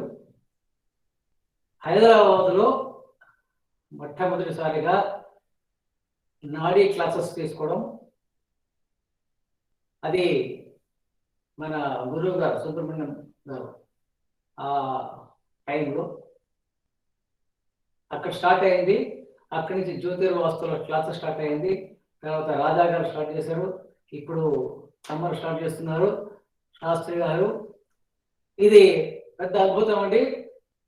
నా కోరిక ఏంటంటే నెక్స్ట్ మామూలు నాగరికుడు వచ్చి జ్యోతిషుడు అడగడం కాదండి, ఒక జ్యోతిషుడు ఇంకో జ్యోతిషుడు కన్సల్ట్కి వెళ్ళాలండి. అంతమంది జ్యోతిషులు తయారవ్వాలి. నాకు డౌట్ వస్తే నేను ఇంకో జ్యోతిషుడికి వెళ్ళాలి. ప్రతి కుటుంబంలో జ్యోతిషులు ఉండాలి. అది మన సంస్కారం అవ్వాలి. కాబట్టి ప్రతి ఒక్కరు మాట్లాడాలి. No criticism. ఎవరు అది తప్పు మాట్లాడినా పక్కన ఎవరు చెప్పండి, కానీ ఎదురుగుండా మాత్రం వాళ్ళని క్రిటిసైజ్ చేయకండి. ఎవరు చేయకండి, పక్కకి మీరు చెప్పండి. తప్పు ప్రతి ఒక్కరు చేస్తారు, కానీ అవకాశం ఇవ్వాలి మాట్లాడడానికి. తప్పు అని ఒప్పుగా తర్వాత మాట్లాడడం, అది ఒప్పో తప్పో తర్వాత దిద్దుకోవచ్చు, కానీ మాట్లాడే అవకాశం ఇవ్వాలి. పార్టిసిపేషన్ ఉండాలి. మనం పార్టిసిపేట్ అయ్యి మనమంతా ఒక కుటుంబం ఉన్నప్పుడు అడగొచ్చు. ఏముంది పెద్ద, నాకు తెలియని విషయం మీ దగ్గర అడగొచ్చు, మీకు తెలియని ఇంకోటి అడగొచ్చు. దాంట్లో ఏమి అవమానం లేదు, తగ్గు లేదు.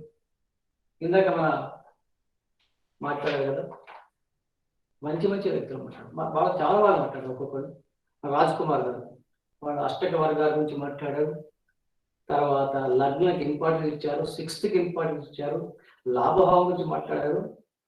తర్వాత వ్యవహారము, వ్యాపారము, షోడశ వర్గాలు, చాలా బాగా మాట్లాడారు. So detailed. నిజంగా ఒక దశమభావం నుంచి మాట్లాడినట్టు ఇన్ని విషయాలను దాంట్లో సమకూర్చి మాట్లాడుతారంటే ఆ డాక్టర్ పదవికి ఆయన నిజంగా ఒక న్యాయం చేస్తున్నారు అన్నమాట. అలాగే శ్రీవల్లి గారు, ఆయన మొత్తం 12 భావాలకి తీసుకొచ్చి ఈ కర్మాన్ని అన్వయించి ఆమె కూడా చక్కగా మాట్లాడారు. ఇంకోటి విషయం కొత్తగా అంటే ఏంటి, నక్షత్రం అంటే కర్మ నక్షత్రం అని, అది ఒకటి నక్షత్రం అయినా కూడా ఆ 10th అని చెప్పాక అది ఇంకో భావం ఎక్కడ పడుతుంది కదా. కాబట్టి అది కూడా ఒక పాయింట్. అంటే కొద్దిగా ఇది లెక్చర్స్ అండి, లెక్చర్స్ మన లెసన్స్ ఎక్స్పెక్ట్ చేయడం కష్టం. లెక్చర్ ఒక పాయింట్స్ వస్తాయి, ఆ పాయింట్ ఇంకా ఆ మీద కూర్చొని మాట్లాడితే ఇంకా క్లారిటీ ఇవ్వచ్చు. ఎందుకంటే మనకి 10 నిమిషాల్లో మొత్తం చెప్పాలంటే 10 పాయింట్స్ ఇస్తామట. ఇలా చూడొచ్చు, ఇలా చూడొచ్చు. అలాగే మన శ్రీకాంత్ శాస్త్రి గారు, ఆయన అయితే మొత్తం డీటెయిల్ ఎలా చూడాలి, ఇది వెరీ గుడ్ ఫర్ లర్నర్స్ కి. మంచి నోట్స్ అండి, చాలా మంచి నోట్స్. నిజంగా ఇది ముగ్గురు కూడా వండర్ఫుల్ మాట్లాడారు.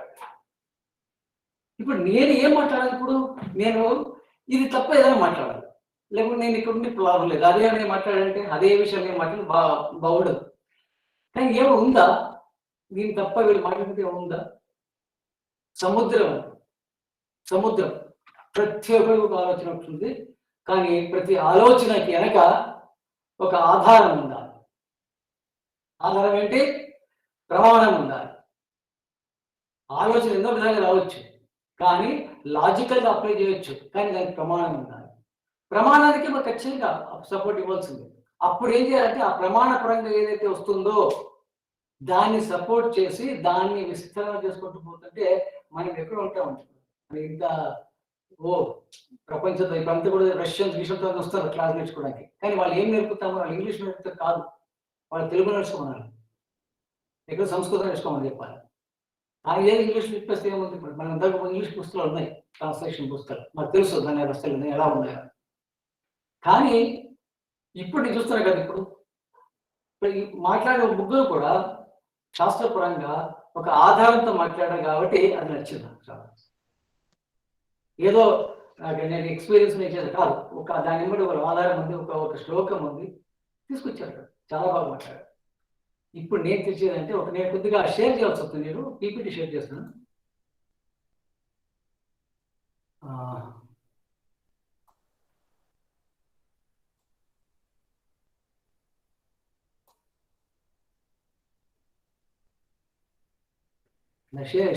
కనిపిస్తుందా సీన్? కనిపిస్తుందండి. ఓకే, నేను షేర్ చేయాలంటే ఒక్క నిమిషం సార్, నాకు ఇది కొత్త.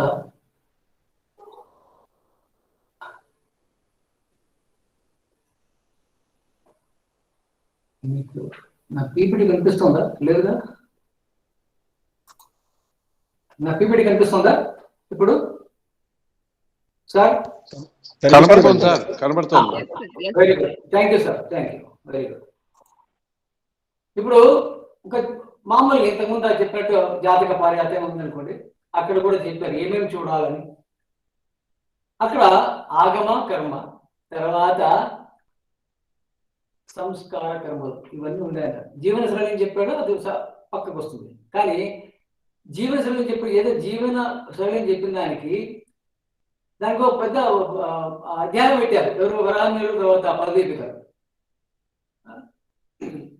కానీ ఇక్కడ ఏంటంటే ఇవన్నీ చూడొచ్చు, బాగానే ఉంది. ఇక్కడ కర్మ అంటే ఒకటి మొత్తం షోడ సంస్కారాలు కూడా దీంట్లో వస్తాయండి. పుట్టుక మనం చేసిన కర్మ ప్రతి ఒకటి, అది ఆ 10th భావం అనేది, దశమ భావం అనేది అదొక సూత్రం, మన మొత్తం జీవనానికి ఒక సూత్రం. మనం పుట్టిందే ఆ కర్మ వల్ల. లగ్నము పుట్టిన తర్వాత లగ్నం ఉంది ఇప్పుడు జరిగే విషయాలే, కానీ ఇది 10th, దానికి ఒక కారణం చూపిస్తుంది ఇక్కడ. అది కాకుండా ఇది ఏమి చెప్పాలో ఏమి చూడాలో చెప్పాడు ఇక్కడ, బాగుంది జాతక భార్య. కానీ అలాగే కారణములు చెప్పాడు. కర్మస్వామి దశమాధిపతి దీనేశ, సూర్యుడు, బోధన బుధుడు, గురువు, ఛాయాసుత శని. ఇక్కడ ఏమైంది, ఇది ఒకటి పట్టుకున్నారండి. మనం ఏం చేశారంటే నాడిలో ఈ ఛాయాసుత శని ఇక్కడ చూపించాడు కాబట్టి దీన్ని పట్టుకొని వాళ్ళని కర్మకారుడు ప్రతిదానికి ఉద్యోగానికి పెట్టారు. కానీ అక్కడ మర్చిపోయింది ఏంటంటే వాడి చేయవలసిన షోడశ కర్మాలు, మిగిలిన అసలు కర్మ అంటే ఏంటి అని చెప్పడానికి ఉంది, అది ఇక్కడ మాయమైపోయింది. చిన్న మామూలు ఉద్యోగాన్ని తీసుకొచ్చేసారు. ఇది ఉద్యోగమే కాదండి. ఇక్కడ ఉద్యోగం ఇంతకు ముందు I think doctor Raj Kumar ఆయన చెప్తారు ఇక్కడ, అంటే చేస్తున్న పనికి వచ్చే ఒక పేరు ఉంది కదండి, అది ఇంపార్టెంట్. ఉద్యోగం అందరూ చేస్తారండి, ప్రతి ఒక్కరు ఉద్యోగం చేస్తారు. ఆ ఛాయస్ తీసుకొచ్చిన అదే పని ఎక్కడ చేసుకోవచ్చు. కానీ ఇప్పుడు నేను ఉద్యోగం చేసిన ఎవరు తెలుసు నా పేరు, కానీ ఎప్పుడైతే జ్యోతిష్యం వచ్చానో అందరికీ నా పేరు వచ్చింది, అందరికీ తెలుసు నా పేరు, చాలా మందికి తెలుసు నా పేరు. అంటే ఎందుకు, ఏదైతే నా పేరు తీసుకొస్తుందో అది ఒక కర్మ. అంటే జనాలకు ఉపయోగపడేదే కర్మ. మన స్వయంకి చేసుకునేది అది భగవద్గీత కృష్ణుడు చెప్పినట్టు అది నిజమైన కర్మ ఏంటి, యజ్ఞం అంటే ఏంటి వాడు చెప్తాడు కదా. అలాగా మనకి ఈ 10th అనేది ఇక్కడ వచ్చిన తర్వాత ఏమి చేస్తున్నాం అనే విషయం వేయింది. ఇక్కడ మామూలుగా కారకత్వం చేసి చెప్పేయడం అనేది వేరే, అది ఒక మామూలు జనరల్ చూపిస్తుంది అంతే. కానీ దాని వెంబడి ఏదైతే ఒక సీక్రెట్ ఉందో, మన లైఫ్కి ఆధారపడి ఉందో దాన్ని తెలుసుకోవాలంటే దాన్ని ఏమంటారంటే బేసికలీ మీకు ఇది మనకి వరాహమిహిరుడు ఏం చేస్తాడంటే ఇక్కడ అంశం తీసుకొస్తాడు. ఇక్కడ ఇది వరాహమిహిరుడు, దీంట్లో ఏం చేస్తాడు ఇక్కడ అన్ని మీ శ్లోకాలు రాసిన మనకి చదువుతూ పోతుంది, ఇంకా టైం అయిపోతుంది ఇక్కడ చదువుతూ పోతుంటే. ఇక్కడ ఏం చేస్తాడు, ఇక్కడ అన్ని గ్రహాల యొక్క అంశాన్ని పదిని పట్టుకొని దాని నుంచి కొన్ని విషయాలు నిర్ణయిస్తాడు. అంటే ఆయన ఒక సూక్ష్మం చెప్తాడు, ఆయన మొదలు చెప్తాడు, క్లుప్తంగా చెప్తున్నాను కానీ వివరాలు క్లుప్తంగా ఉంటుంది, కానీ వివిధ రకాలుగా ఉంటుంది అంటాడు. అని దాన్ని అర్థం చేసుకోవడం కొద్దిగా కష్టమే. ఆయన ఏంటంటే చిన్నగా చేసి వదిలిపెట్టాడు. ఇక్కడ ఎందుకు నవాంశ తీసుకొచ్చాడంటే ఈ నవాంశ అనే భాగ్యాంశం చాలా దాని భాగ్యాంశానికి ఇంకా మంచిది. దీనికి ఒక నాడి సూత్రం ఉన్నది ఇక్కడ. అది ఏంటంటే దశమాధిపతి యొక్క నవాంశాధిపతి ఏ నక్షత్రంలో ఉన్నాడో దశమాంశలో ఏ రాశిలో అంశలో ఉంటుందో ఆ రాశి జాతక చక్రంలో ఏ భావం అవుతుందో అది జాతకుడి యొక్క కర్మ భావానికి సంబంధించిన పురుషార్థాన్ని సూచిస్తుంది. అంటే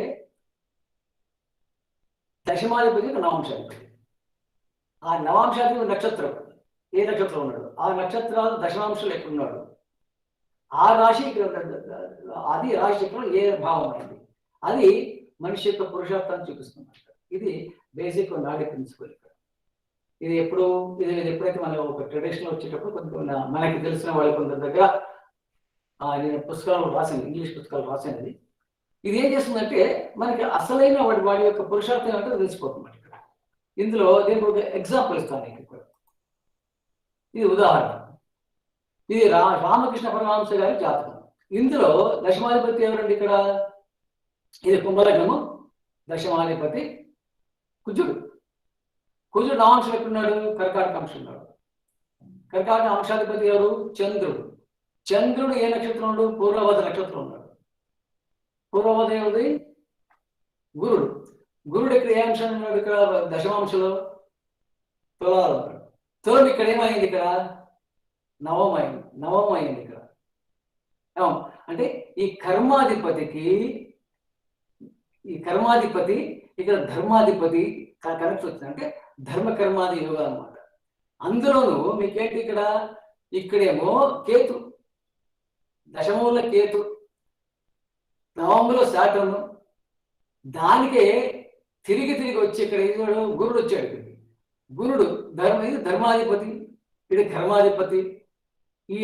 ఈ అంశమే ఇక్కడ నవం అయింది. ఈ ధర్మ కర్మాధిపతి రామకృష్ణ పరమహంస గారి యొక్క పురుషార్థం ఏంటో తెలిసిపోతుంది. ఇంకా ముందు ఆయన ఏం చేస్తాడో అని వేరే విషయం. అంటే ఇది ఒక ఇమీడియట్ గా ఏమి చేయడం కూడా గుర్తు చేస్తే వాడి కర్మంలో అది పుణ్యమా పాపమా ఏం చేస్తున్నాడో వాడు ఎటువైపు వెళ్తూ ఉంది వాడు చేసిన కర్మ అనేదానికి ఇది నిదర్శనం. ఇది ఒక సూత్రం. ఇలాంటి ఎన్నో సూత్రాలు ఉన్నాయి నాడి. కానీ నాడి అంటే మనకి ఇప్పుడు ఏమైంది, ఊరికే లగ్నం లేదు అది తప్పండి. లగ్నం లేకుండా ఈవెన్ ఆచార పుస్తకాల్లో కూడా ఆయన లగ్నాన్ని సూక్ష్మంగా చెప్పారు. మామూలుగా కొందరు ఏంటంటే ఆథర్స్ వాళ్ళు రాసిన దాంట్లో కొన్ని విషయాలు వాళ్ళ ఆలోచన చెప్తుంటారు. మనము దాంట్లో ఉన్నది గ్రహించుకోవాలి, అంతేగాని దాన్ని మొత్తం తీసేయడానికి వీలేదు. లగ్నం లేకుండా ఏ శాస్త్రం ఉండదండి, లగ్నం ఖచ్చితంగా ఉంటుంది అక్కడ ఉండే. అలాగే ఈ నాటిలో కూడా ఇది మామూలుగా ఈ సూత్రం చూసినప్పుడు మనకి ఇది ఉత్తమ మనం ఇక్కడ కర్మాన్ని చూస్తున్నాం. ఇక్కడ ఇది మనం చతుర్థ పురుషార్థాలు కూడా చూసుకోవచ్చు. అంటే అది దశమానం చూస్తున్నాం, ఫోర్త్ చూసుకోవచ్చు, లగ్నాన్ని చూసుకోవచ్చు, సప్తమం కూడా చూసుకోవచ్చు. అందులో ఏం వస్తుంది, దానికి ఎంత పాపశేఖరణ అవుతుంది, ఈ కర్మ వల్ల పాపశేఖరణ ఎంత అవుతుంది, దానికి ఏం రెమెడీ చేసుకోవాలి, ఏది పాప పరిహారం చేసుకోవాలి. అయిపోతుంది, పాపలు జరుగుతుంటాయి, కొన్ని విషయం తప్పదు, కానీ దానికి పరిహారం కూడా కావాలి. కానీ దీనికని మూలం ఏంటంటే ఫస్ట్ నేను చెప్పదలుచుకుని దశమ గురించి ఏమి అందరూ ఎక్స్పర్ట్ ఉన్నారండి. ఇక్కడ దశమానికి ఏం చూడాలి, వృత్తి ఏం చూడాలి. కానీ నేను దాని మూలానికి వెళ్ళాను. మూలం అంటే ఏంటి, అల్టిమేట్లీ వాట్ ఈస్ దట్, మనకి ఏం జరుగుతుంది ఇక్కడ అది చూడాలంటే మనకి మొత్తం మన శాస్త్రి గారు కమలాకర్ గారు నాకు చెప్పింది అంటే దశమ భావం గురించి మాట్లాడాను. దశమ భావం గురించి మాట్లాడడం కాదు, దశమ చాలా మంది మాట్లాడతారు, చాలా మంది తెలుసు కూడా. కానీ ఏం చెప్పాలి, నేను ఏదైతే దీని ఎంబడి దాగి ఉందో ఒక పెద్ద సూత్రం ఉంది, దాన్ని తీసుకొచ్చి పెడితే అందరికీ ఉపయోగపడుతుంది అన్నమాట. ఏంటది, ఫండమెంటల్ అండి, ఫండమెంటల్. ఇది అర్థమైంది కదా ఇక్కడ దాకా, నో ప్రాబ్లం కదా ఏమండి? Hello sir, ముందుకెళ్ళండి. నెక్స్ట్ ఏంటి, ఇక్కడ ఇది అందరికి తెలిసింది కానీ చూడడానికి తెలిసిపోతుంది మీకు. ఇక్కడ రాజ్యభావము తర్వాత కర్మభావం అని ఈ రెండు పేర్లు తీసుకుందాం. మిగిలిన విషయాలు ఉద్యోగమా వ్యాపారమా అవన్నీ ఎక్స్పర్ట్స్ ఉన్నారు ఇక్కడ, మాట్లాడండి, వాళ్ళంతా చక్కగా మాట్లాడారు. కాబట్టి దాన్ని మనం ఇక్కడ రిపీట్ చేయడం అవసరం లేదు. ఇప్పుడు ఏం చేయాలంటే మనకి ఇక్కడ ధర్మ, అర్థ, కామ, మోక్షం 4 ఉన్నాయి కదా ఇక్కడ. 159 అది ధర్మము. ప్రకృతి చక్రంలో అగ్నితత్వాలు కుజుడు, రవి, గురుడు వీళ్ళు సూచిస్తారు అక్కడ. అర్థానికి వచ్చేసరికి ప్రకృతి చక్రంలో భూతత్వాలు శుక్ర, బుధ, శనులు. అదే ప్రకృతి చక్రంలో వాయుతత్వానికి వచ్చేసరికి మీకు కామము, మిథున, బుధ, శుక్ర, శని. అదే ప్రకృతి చక్రంలో జలతత్వాలు వచ్చేసరికి చంద్ర, కుజ, గురు. ఇది మనకి మోక్షం. ఈ మోక్షం అనేది, మోక్షం అంటే ఇక్కడ ఇది ఈ ఆధ్యాత్మిక సంబంధించిన మోక్షం కాదండి ఇక్కడ. ఎందుకంటే 4th అనేది సౌఖ్యము, 8 అనేది పరధనం. ఈ రెండుని తన సౌఖ్యాన్ని, పరధాన్ని రెండుని తెగించుకోవడానికి 12 అక్కడ మోక్షం చేస్తే అప్పుడు ధర్మానికి వెళ్తాడు. 1.5 ఒరిజినల్ ఉద్దేశం వస్తుంది. ఇక్కడ ఏంటంటే ఒక చిన్న విషయం ఉంది. ఇక్కడ మనకి 1, 4, 7, 10 ఇటు యాంటీ క్లాక్ వైజ్ ఇలా 1, 4, 7, 10 ఇది కేంద్రాలు. తర్వాత ఉదయాస్తం అంటారు. మన 7th తీసుకుంటే ఇది 1 అవుతుంది, ఇది 4 అవుతుంది, ఇది 7 అవుతుంది, ఇది 10 అవుతుంది. రైట్? అటువైపు కేంద్రం, ఇటువైపు కేంద్రం. మీకు మామూలుగా మీకు జర్నీలో కానీ ఈ 7th ఇచ్చే ఇంపార్టెన్స్ 1కి 7th అంతే ఇంపార్టెన్స్ ఇస్తారు. దానికి ఒక కారణం వేరే ఉంది, తర్వాత మాట్లాడదాం. ఇప్పుడు ఇంకోటి ఏంటి, ఇది కేంద్రం అయితే నెక్స్ట్ ఇదే ఇదే ఇదే నెక్స్ట్ కేంద్రం. ఇంకో కేంద్రం ఏంటది 2, 5, 8, 11 అంతేనా? ఏమంటారు దీన్ని? పణభర అంతేనా? 2, 5, 8, 11. దాని తర్వాత ఇంకో కేంద్రం అవుతుంది 3, 6, 9, 12 అబో కేంద్రం. అంటే ఇవన్నీ కేంద్రాలే. వేటికి వాటికి ఇవన్నీ కేంద్రం. ఇది ఒక కేంద్రం, ఇది ఒక కేంద్రం, ఇది ఒక కేంద్రం. ఇది ఏంటిది? ఇందాక చెప్పినట్టు ఈ భూమిలో పడ్డ తర్వాత మనకి ఈ లగ్నానికి అందించే సౌఖ్యము, కామము, అర్థం. దీనికి ఎప్పుడైతే అపోజిట్ తగులుతుందో అంటే అక్కడ ఏమవుతుందంటే ఇక్కడ 2 ధనం ఉంది, ఇక్కడ 5 పుణ్యం ఉంది. కానీ ఈ రెండింటికి 2 పాపస్థానం వస్తాయి, 8, 11. అంటే ధనము కానీ ఈ ఇంకోదేంటి పంచమం అంటే పుణ్యం కానీ దానికి పాపం తగులుతుందన్నమాట. అంటే అది పాపతో లాభం పొందడం. ఇది ఇంకోటి మోక్షం. 3, 6 ఏదైనా ఒక డిసిషన్ అది యాక్షన్లో పెట్టి అది ధర్మంగా ఉంటే మోక్షం పొందడానికి ఇలాగా 3 సర్కిల్స్ ఉన్నాయి. మొత్తం మీకు పరాశరంలో యోగాలు ఏది మన ఆధిపత్య యోగాలన్నీ కూడా దీని మీద ఆధారపడి ఉంటుంది. దీన్ని బట్టే మనకి యథార్థ పరాశరంలో వాసిష్ఠ గణపతి చేసిన అది కూడా దీంట్లోనే వస్తాయి అన్నమాట. ఈ ఈ ఈ బేసిక్ ప్రకృతిలో ఇవన్నీ ఉన్నాయన్నమాట ఇక్కడ. అంటే ఈ యొక్క ధర్మార్థ కామోక్షంలో ఉన్నాయి ఇక్కడ. ఇప్పుడు మీరు ఏం చేయాలంటే ఇక్కడ 159కి భావోద్భావం తీసుకున్నామండి. 159 వస్తుంది, చేంజ్ కాదుగా, అంతే కదా? భావోద్భావం అంతే కదా? ఓకేనా? కానీ 10కి భావోద్భావం తీసుకుంటే కామం, 2కి భావోద్భావం తీసుకుంటే 3, 6కి భావోద్భావం 11. అంటే లేదా 10కి 2 తీసుకున్న కామము, 10కి 6 తీసుకున్న కామము, 2కి 6 తీసుకున్న కామము. అంటే 10 నుంచి 2 ఏమైందండి? అది 11.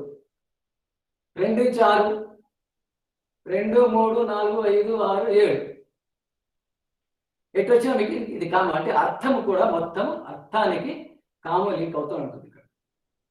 ఇక్కడ 4 తీసుకున్నామండి. ఇక్కడ ఈ 4th తీసుకుంటే ఏమైనా 7, 8కి 8 తీసుకుంటే 3, 12కి 12 తీసుకుంటే 11. ఇది కూడా కామన్ వస్తాయి. మళ్ళీ 12 నుంచి 8 అయినా కామే, 8 నుంచి 4 అయినా కామే, 4 నుంచి 12 అయినా కామే, 4 నుంచి 8 అయినా కామే. అంటే మొత్తం ఈ 2 కూడా కామానికి వస్తాయి ఇక్కడ. అంటే ఇది ఏంటండి 10th మొత్తం కర్మమే, ఎంటైర్ కర్మ. 10th కి 7th కి 10th ఏమైందండి? 7th కి 10th లగ్నానికి 4th అయిందా? అంతేనా? అలాగే అంటే ఇవన్నీ కూడా ఈ 4 కూడా అటు నుంచి తీసుకున్నా ఇటు తీసుకున్నా 4 ఇవన్నీ కూడా కేంద్రాలు కూడా మొత్తం ఫస్ట్ ఉత్పత్తి అన్నమాట. ఇది ఏమవుతుంది ఇక్కడ? మీరు ఇక్కడి నుంచే 10th 7th 1 4th 7th వీళ్ళు ఇంటికి కలుస్తారు ఇక్కడ. కానీ ఇక్కడ ఒకటే మిగిలిందంటే 5 and 9 ఉంది కదా ఇక్కడ. ఈ 5 and 9 ఎప్పుడైతే ఈ భోగాలకి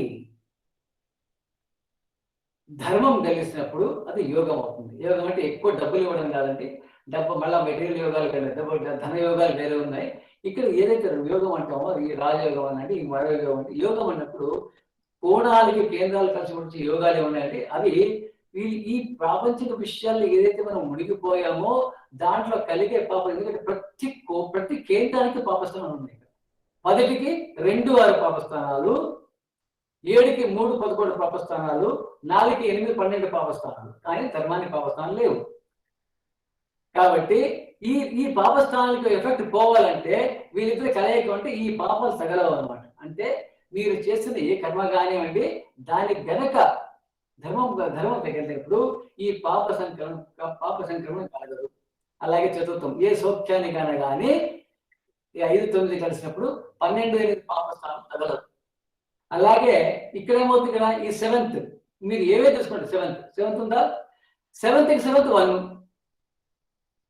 దీనికి 5. ఇవన్నీ ఈ మొత్తం ఏ కామం కూడా ఇవన్నీ ఇది ఇక్కడ నుంచి కామం అయిపోయింది, ఇది ఇక్కడి నుంచి కామం అయిపోయింది. ఈ కామం కనుక భావం తీసుకున్నప్పుడు అదే ధర్మం అయిపోతుంది. అంటే దీన్ని వదులుకోవాలి. ఈ కామాన్ని వదులుకుంటే ధర్మం వస్తుంది. దీన్ని వదులుకుని వెళ్ళిపోవాలి. 7th దీనికి ఆపోజిట్ కదా, దీనికి ఆపోజిట్కి వెళ్ళిపోతే దీనికి ఆపోజిట్కి వెళ్ళిపోతే ధర్మం. ఇది సూక్ష్మం, మొత్తం సూక్ష్మట. ఇది ఇప్పుడు ఎలా వస్తుంది ఇక్కడ మనకి? ఫర్ ఎగ్జాంపుల్ వాడు అంటాడు, ఇది మన వాడ్రేవ్ గారు చెప్తారు ఇక్కడ. వాడ్రేవ్ గారు సూర్యనారాయణమూర్తి ఆయన రాసినట్లు చెప్తాడు. అంటే కేంద్రాధిపతులకి వాళ్ళు పాపస్థానంలో ఉంటే వాళ్ళు యోగిస్తారు అంటే ఆయన మెటీరియల్గా డబ్బిస్తారని అర్థం. అంతేకంటే అంటే ఇప్పుడు ఫర్ ఎగ్జాంపుల్ 10 వీడికి గురుడు దోషం వచ్చింది అనుకోండి. వీడి దోషం వస్తే వీడి కూడా పాపస్థానం ఉండాలి అంటారు. అంటే ఇక్కడి నుంచి అంటే వీడు శివుడు కదా, శివుడికి కేంద్రాధిపత్యం వచ్చినప్పుడు శివుడు అంటే సౌమ్యుడికి కేంద్రాధిపత్యం వస్తే వాళ్ళు పాప దోషులు అవుతారు. ఆ దోషి కనుక పాపస్థానంలో ఉంటే యోగిస్తాడని చెప్తాడు. యోగిస్తాడు అంటే డబ్బు ఇస్తాడు, అంతకంటే వెళ్ళదండి. ఇప్పుడు ఈ దశమ స్థానం నుంచి మీరు ఏం చేయండి? కోణం లెక్క పెట్టండి. అంటే 10 నుంచి 5 10 11 12 1 2 ఏమైందండి? ఇక్కడ 2వ స్థానం వచ్చింది. 10 అంటే ఈ 2వ స్థానం అంటే ఈయనకి ఈ 10 ఈ దోషం ఉందా, ఆ దోషం ఈ పంచం వల్ల పోయి అంటే వాడి నుంచి పంచమ స్థానంలో కూర్చొని పోయి ఆ 2 అంటే ఈ ధనస్తంభానికి అప్పుడు మార్గం వస్తుంది అన్నమాట. అలాగే 10th నుంచి 9th అంటే 10 11 12 1 2 3 4 5 6 అప్పుడు చేసిన ఏ పని అయినా కూడా ధర్మంగా అయిపోతుంది. ఇక్కడ ఈ 6th ఏ యాక్షన్ చేసినా కూడా ఆ ధర్మంగా మారిపోతుంది. ఇది 10th కున్న ఒక మార్గం. ఈ దోషి అయినప్పుడు అంటే కర్మానికి దోషం తగలకుండా చేయాలంటే ఏం చేయాలి? పుణ్యము ధర్మము పాటించాలన్నమాట. నువ్వు చేస్తున్న కర్మానికి కనుక నీకు దాంట్లో ఏ తప్పులు లేకుండా జరగాలంటే ఖచ్చితంగా నువ్వు దేవుడిని నమ్మాలి. నువ్వు నీ యొక్క ఏదైతే సాంప్రదాయం తప్పకూడదు. సాంప్రదాయ పరంగా పూజ పురస్కారం చేసుకుంటూ నువ్వు కర్మ చేస్తుంటే నీకు దాని వల్ల వచ్చేది ఏ ఒక పాపస్థానం తగలడం. ఈ 2 6 రోగస్థానం అండి. అదే ఏదైతే పాము చేస్తావో అది రోగరూపేణ మారుతాంటే రోగంగా మారుతుంది. 2 మారక స్థానం. ఇంకా దానికి చెప్పక్కర్లేదు. 2 అంటే అది ఎలాగుంటే అలాగా అది అస్వస్థతం కాబట్టి ఎవరితో ఉంటే అలా బిహేవ్ చేస్తుంది. కానీ ఈ 10th ఏమిటి ఎఫెక్ట్ పెట్టాడు? 10th ఏమండి? 10th 7th అయింది. అంటే ఉద్యోగం ఇప్పుడు 10th భావమే కాదండి. ఇప్పుడు మామూలుగా ఒక విషయం చెప్తాను మీకు. మీరు ఇందాక చెప్పినట్టు అన్ని వ్యాపారాలు అన్ని బాగానే ఉన్నాయి. ఇప్పుడు ఈ కొత్తగా మనకి చూస్తుంటే ఏదైతే మన ఎంఎన్సీస్ ఉన్నాయో, అంటే ఫారిన్ కంపెనీస్ ఉన్నాయో, అని పెద్ద పెద్ద కంపెనీలు ఉంటే ఒక స్టేజ్ తర్వాత వాళ్ళకి షేర్స్ ఇచ్చి వాళ్ళని పార్ట్నర్గా చేస్తారు. వైస్ ప్రెసిడెంట్ వచ్చి వాళ్ళకి షేర్స్ ఇచ్చి పార్ట్నర్గా చేస్తారు. అప్పుడు ఏమవుతుంది, వాడు వ్యాపారం చేస్తుంటే అయిపోయింది. ఆ దశం తీసుకుంటే 7th అయిపోయింది. అప్పుడు ఇది కూడా కాదు, మళ్ళీ ఇక్కడి నుంచి అదే వీడికి దోషం వస్తే వీడికి అంతే, వీడికి 5, 9 తగిలినప్పుడు పాపస్థానాలు వస్తాయి ఇక్కడ. అంటే వాడి దగ్గర చెప్పింది అనమాట. అంటే వాడికి దోషం వచ్చిన వాడు కనుక పాపస్థానం అంటే యోగిస్తాడంటే వ్యాపిస్తాడు. కానీ అలాగని రోగాత్ రోగము వదలడు, అష్టమం వదలడు. ఎలా అనుభవించాల్సింది. వస్తాయి, డబ్బులు వస్తాయి, కానీ దాంతో పాటు రోగం వస్తుంది, కష్టాలు వస్తాయి, మిగిలిన దుఃఖాలు కూడా వస్తాయి. అది అనుభవించవలసిందే. అది పోవడం ఏం కావాలి, పంచమ నవస్థానం ఉండాలి. అక్కడ పంచమ నవస్థానానికి కంట్రోల్ కావాలి. ఎందుకు పంచమము? పూర్వపుణ్యము. 9th ఏంటి? భాగ్యము. 9th ధర్మం, బేసిక్ ధర్మం. ఈ 2 ఉంటాయి అన్నమాట. అంటే ఏ పని చేసినా ఇది 10th అయింది. ఓకే, ఇక్కడేంటి, ఈ 7th కి లగ్నానికి 4th అండి. ఇది 7th కి 10th అవుతుంది. అంటే మీరు చేసే కర్మ ప్రకారంగా ఏమవుతుంది, ఎదుగుండే వాడి మైండ్ ఇది 1 అవుతే ఇది 4 అవుతుంది. అంటే మీరు చేస్తున్న ఈ పని చేసినా కూడా 10th ఆపోజిట్ కదా. ఇక్కడ మీరు ఏ పని చేసినా ఎదుగుండే వాడికి ఎఫెక్ట్ పడుతుంది. అంటే మీరు గనక ఈ విచక్షణ లేకుండా, పంచమ విచక్షణ లేకుండా, ధర్మ విచక్షణ లేకుండా పని చేస్తుంటే అది ఎదుటి వాడి మీద రాంగ్ ఎఫెక్ట్ పడుతుంది. అంటే సొసైటీ పాడు చేస్తున్నాడు. అంటే అది పాపమే కదా. కాబట్టి మీకు పాప సంక్రమణ జరుగుతుంది. అలాగే 4th అనుకోండి, 4th దోషం వచ్చింది అనుకోండి. 4th అంటే ఏంటి, సౌఖ్యం. తన సౌఖ్యం దోషం వచ్చినప్పుడు దాన్ని గనక పంచమస్థానం కలగకుంటే అష్టమం ఘోర పాపం చేసినట్టు. దానివల్ల ముక్తి కాదు ఇక్కడ, దానివల్ల మరణం కూడా కలగవచ్చు, దానివల్ల వ్యయం కావచ్చు, మోక్షానికి వ్యయం. ఈ మోక్షం అంటే స్పిరిచువల్ మోక్షం కాదండి. ఇక్కడ మోక్షం ఇది దీన్ని వదిలించుకోమంటాడు, సౌఖ్యాన్ని వదిలించుకోమంటాడు. ఇది పరాయ ధనం. ఈ 2 ఖర్చు పెట్టడం పాపం. ఈ 2 నీ సౌఖ్యాన్ని ఖర్చు పెట్టి అంటే ఇంట్లో దాని నుంచి సౌఖ్యం పొంది దాన్ని ఖర్చు పెట్టుకోవడం పాపం. దానికి ఇది వదిలించుకోవాల్సిన విషయాలు. ఇది ఎలా, కానీ ఏంటి మంచి అలా చేయలేముగా. కాబట్టి ఇది దోషి అయినప్పుడు మనకి ఒక అవకాశం ఇస్తామంట. దోషి అయ్యాడు కాబట్టి నీకు కనుక వాడు కనుక ఇక్కడ కూర్చోనంటే నీకు ఈ జన్మలో అది చేసుకో, అలా దాంతో పాటు ఈ పుణ్యాభివృద్ధి కూడా చేసుకోవాలి. అప్పుడు నీకు ఈ పాపం తెలియదు చెప్పారు. అలాగే 4 కేంద్రాలు కూడా కర్మకు సంబంధించినది మొత్తం.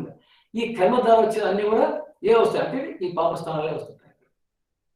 అలాగే ఇప్పుడు ఇంకోటి ఏంటి, ఇక్కడ మోక్షము ధర్మం కదండి. ఈ 2 కూడా, ఈ మోక్షము ధర్మం ఈ 2 కూడా దైవతకు సంబంధించింది, అంటే గురువుకు సంబంధించింది. దేవగురు. కాము అర్థం రాక్షస గురువు సంబంధించింది, శుక్రుడికి సంబంధించింది.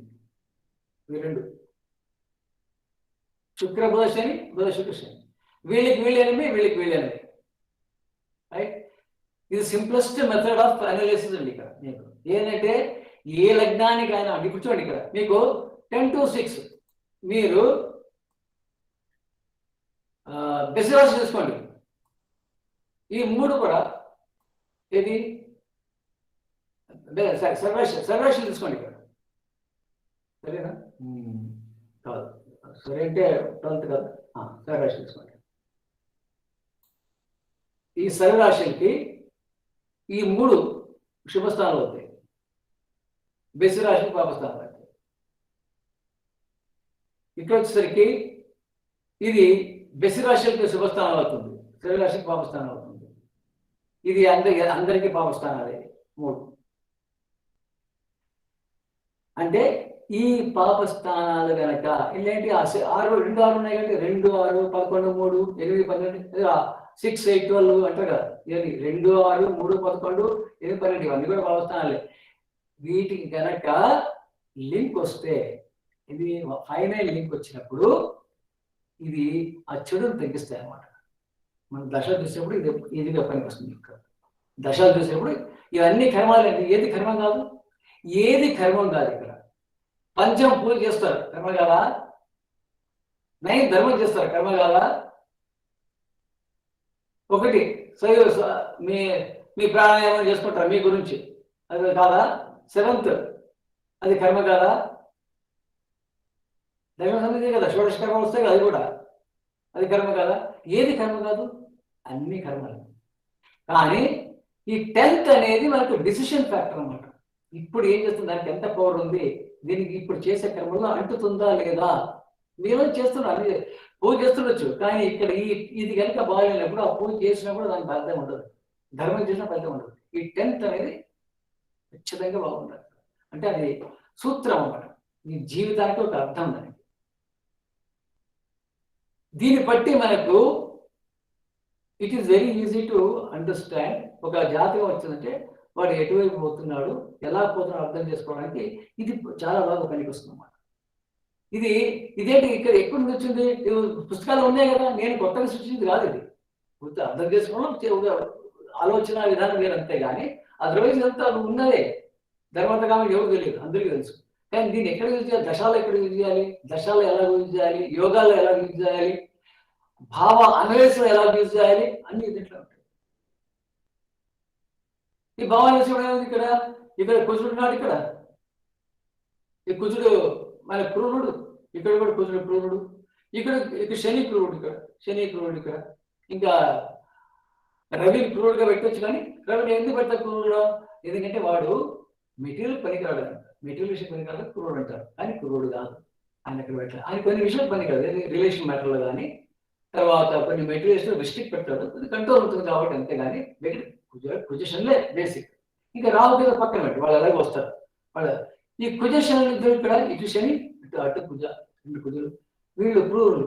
వీళ్ళు ఏం చేస్తారు, వీళ్ళు ప్రారంభ కర్మలు సూచిస్తారు అంతే. వాళ్ళేదో పాడు చేయడం కాదు. నువ్వు ఏం చేసావు, అహంకారంతో ఏం చేసావు, నిర్లక్ష్యంతో ఏం చేసావు, ఎవరికి ఏం బాధ పెట్టావు, దానివల్ల ఏం అనుభవిస్తుందో చెప్తారు, అంతేగాని అది భావ అనాలిసిస్ అంటే భావ విశ్లేషణ. ఈ భావ విశ్లేషణకి కావాల్సిన విషయం ఏంటంటే ఈ ధర్మార్థకం చాలా పనికొస్తుంది. ఇది అర్థం చేసుకుంటూ భావార్థం చేసినప్పుడు, ఇది అర్థం చేసుకుంటూ మన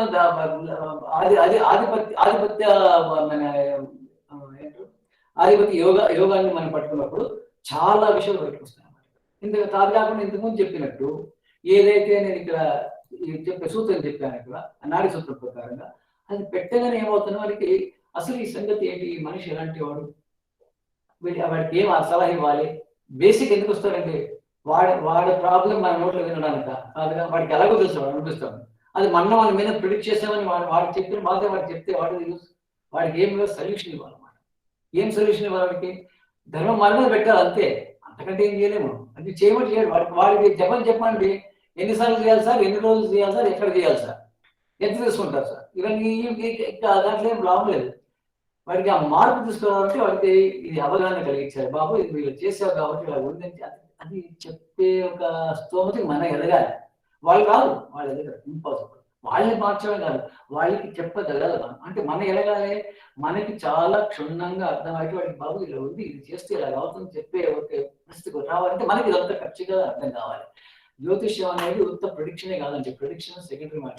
ఎక్కడ కూడా మనకు వాక్శుద్ధి ఉంటే ఏమని చెప్పవచ్చు, అది వేరే విషయం. కానీ రూల్స్ పక్కగా చెప్పినప్పుడు వాటి జీవితం మార్పు కలిగించే ఒక అవకాశం మనకి భగవంతుడు ఇచ్చాడు కాబట్టి మనం ఆ లెవెల్కి ఎదగాలి. దానికి దైవజ్ఞానం. దైవజ్ఞానం అంటే ఆ విషయం మొత్తం తెలుసుంటుంది వాటికి. అసలు హారోస్కోప్ చూస్తుంటే ప్లానెట్స్ తో మాట్లాడాలండి. We must be able to communicate. అంటే మనం వాళ్ళతో ప్లానెట్స్ తో మాట్లాడగలగాలి. అది ఎప్పుడు సాధ్యమవుతుందంటే ఒక సాధన చేస్తుంటే సాధనమవుతుంది. దాని కూర్చొని మాట్లాడుతుంటే అప్పుడు తెలుస్తుంది. చాలా మంది ఉంటుంది, ఉండాలండి, మరి లేదని కదా చూసి అది సాధన అర్థమైపోతుంది. అప్పుడు ఏమవుతుందంటే మనకి వచ్చిన వాళ్ళకి రెమెడీ ఇవ్వాలా వద్దా, మళ్ళీ రెమెడీ అందరికీ ఇవ్వడానికి వెళ్ళలేదు. వాడు అనుభవించు, వాడి కర్మ అనుభవించే రాసుకొచ్చినట్టే వాడు ఎంత చెప్పినా వాడు వినడు కూడా, చేయడు కూడా. కాబట్టి ఈ విషయాలు మనకి ఇది ఒక కొత్త న్యూ రకం కాదు, ఒక కొత్త ఆలోచనతో పాటు మనం చేయాలి. ఇవన్నీ ఉన్నవే, ఏది కూడా సొంతగా అయితే ఏం లేదు. ఇక్కడ ఉన్నవే, ఉన్నదాన్నే చెప్పడంలో లాజిక్ పెట్టి చెప్తున్నాను అంతే విషయాలు, అంతకంటే ఇంకేం లేదు ఇక్కడ. నేను చాలా చూసాను ఇక్కడ. ఇప్పుడు హారోస్కోప్ చూసినప్పుడు ఈ ఎలాగే చూస్తుంటే మీకు తెలిసిపోతూ ఉంటాయి. ఈ 158 248 వెళ్ళి తర్వాత కావాలి మోక్షం చేసుకుంటూ పోతుంది, అర్థమైపోతుంది ఏం చేస్తున్నాడు. ఇది బేసిక్ సూత్రాలు అండి. మనకు కావాల్సిన ఒక ఏమంటారు పవర్ అనుకోండి. ఈ పవర్ మనకి భగవంతుడు ఇచ్చాడు కాబట్టి మనం దీన్ని పట్టుకొని ఎంతవరకు మనం ముందుకు వెళ్ళొచ్చు, దీన్ని ఎక్స్పెరిమెంట్ చేయొచ్చు. మరి ఖచ్చితంగా వదులుతాయి. ఈ ప్రకారం పోతే మీకు ఆధిపత్య అనేది యోగాలు, తర్వాత మనకి వాటర్ గారు చెప్పిన ప్రిన్సిపల్స్, యథార్థ భాషలు చెప్పిన ఆయన గణపతి ఆయన చెప్పిన అన్నిటికీ ఇదే కావాలి. ఇది ఎవరు చేసింది? పరాశరుడు. ఆయన చెప్పింది ధర్మార్థక మోక్షం అంటే ఆయన చెప్పిందే చెప్తాను, ఇంకేం చెప్పట్లేదు. అన్ని దించి తీసుకొచ్చి ప్రతి ఒక్క విషయం కూడా దీనికి ఇలాగే ఆలోచించి తీసుకొచ్చామాట. ఇదేంటి నేను చెప్పాల్సి జరుగుతుంది. మిగిలినంతా చాలా బాగా మాట్లాడారు. నాకు ఈ అవకాశం ఇచ్చినందుకు మీ అందరికీ ధన్యవాదాలు. And I will be ever happy to be associated with you. Satyanarayana Nayak గారికి శతధాస్త్రధా ధన్యవాదాలు. మాకు మీ నైపుణ్యంతో, మీ శాస్త్రీయ పరిజ్ఞానంతో కొత్త ఆలోచనలను రేకెత్తించడంలో మీరు మాకు ఎంతో ఆలోచనలు రేకెత్తించారు. చాలా చాలా ధన్యవాదాలు. మీ ఆదరణ మాకు ఎప్పుడు ఉండాలి. మీకు వారం వారం దీనికి సంబంధించిన వివరాలు తెలియజేస్తూ ఉంటాం. తప్పకుండా మాతో పాటు ఉండండి, మాతో సహకరించండి. ఓకే సార్, ఖచ్చితంగా. ఇప్పుడు నేను గురుగారు శ్రీ కమలాకర్ శర్మ గారిని తమ ముగింపు ఉపన్యాసము ప్లస్ నాయక్ గారికి ధన్యవాదాలు కూడా చెప్పమని అడుగుతున్నాను.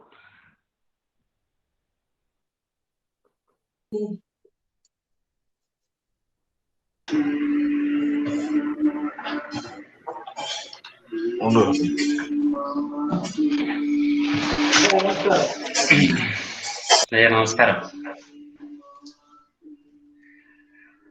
యోదేవ సవితాస్మాకం ధియో ధర్మాది గోచరాః ప్రేరయేత్ తస్యేత్ భర్గః తద్వరేణ్యముపాస్మహే. శ్రీ గురుభ్యో నమః. శ్రీమాత్రే నమః.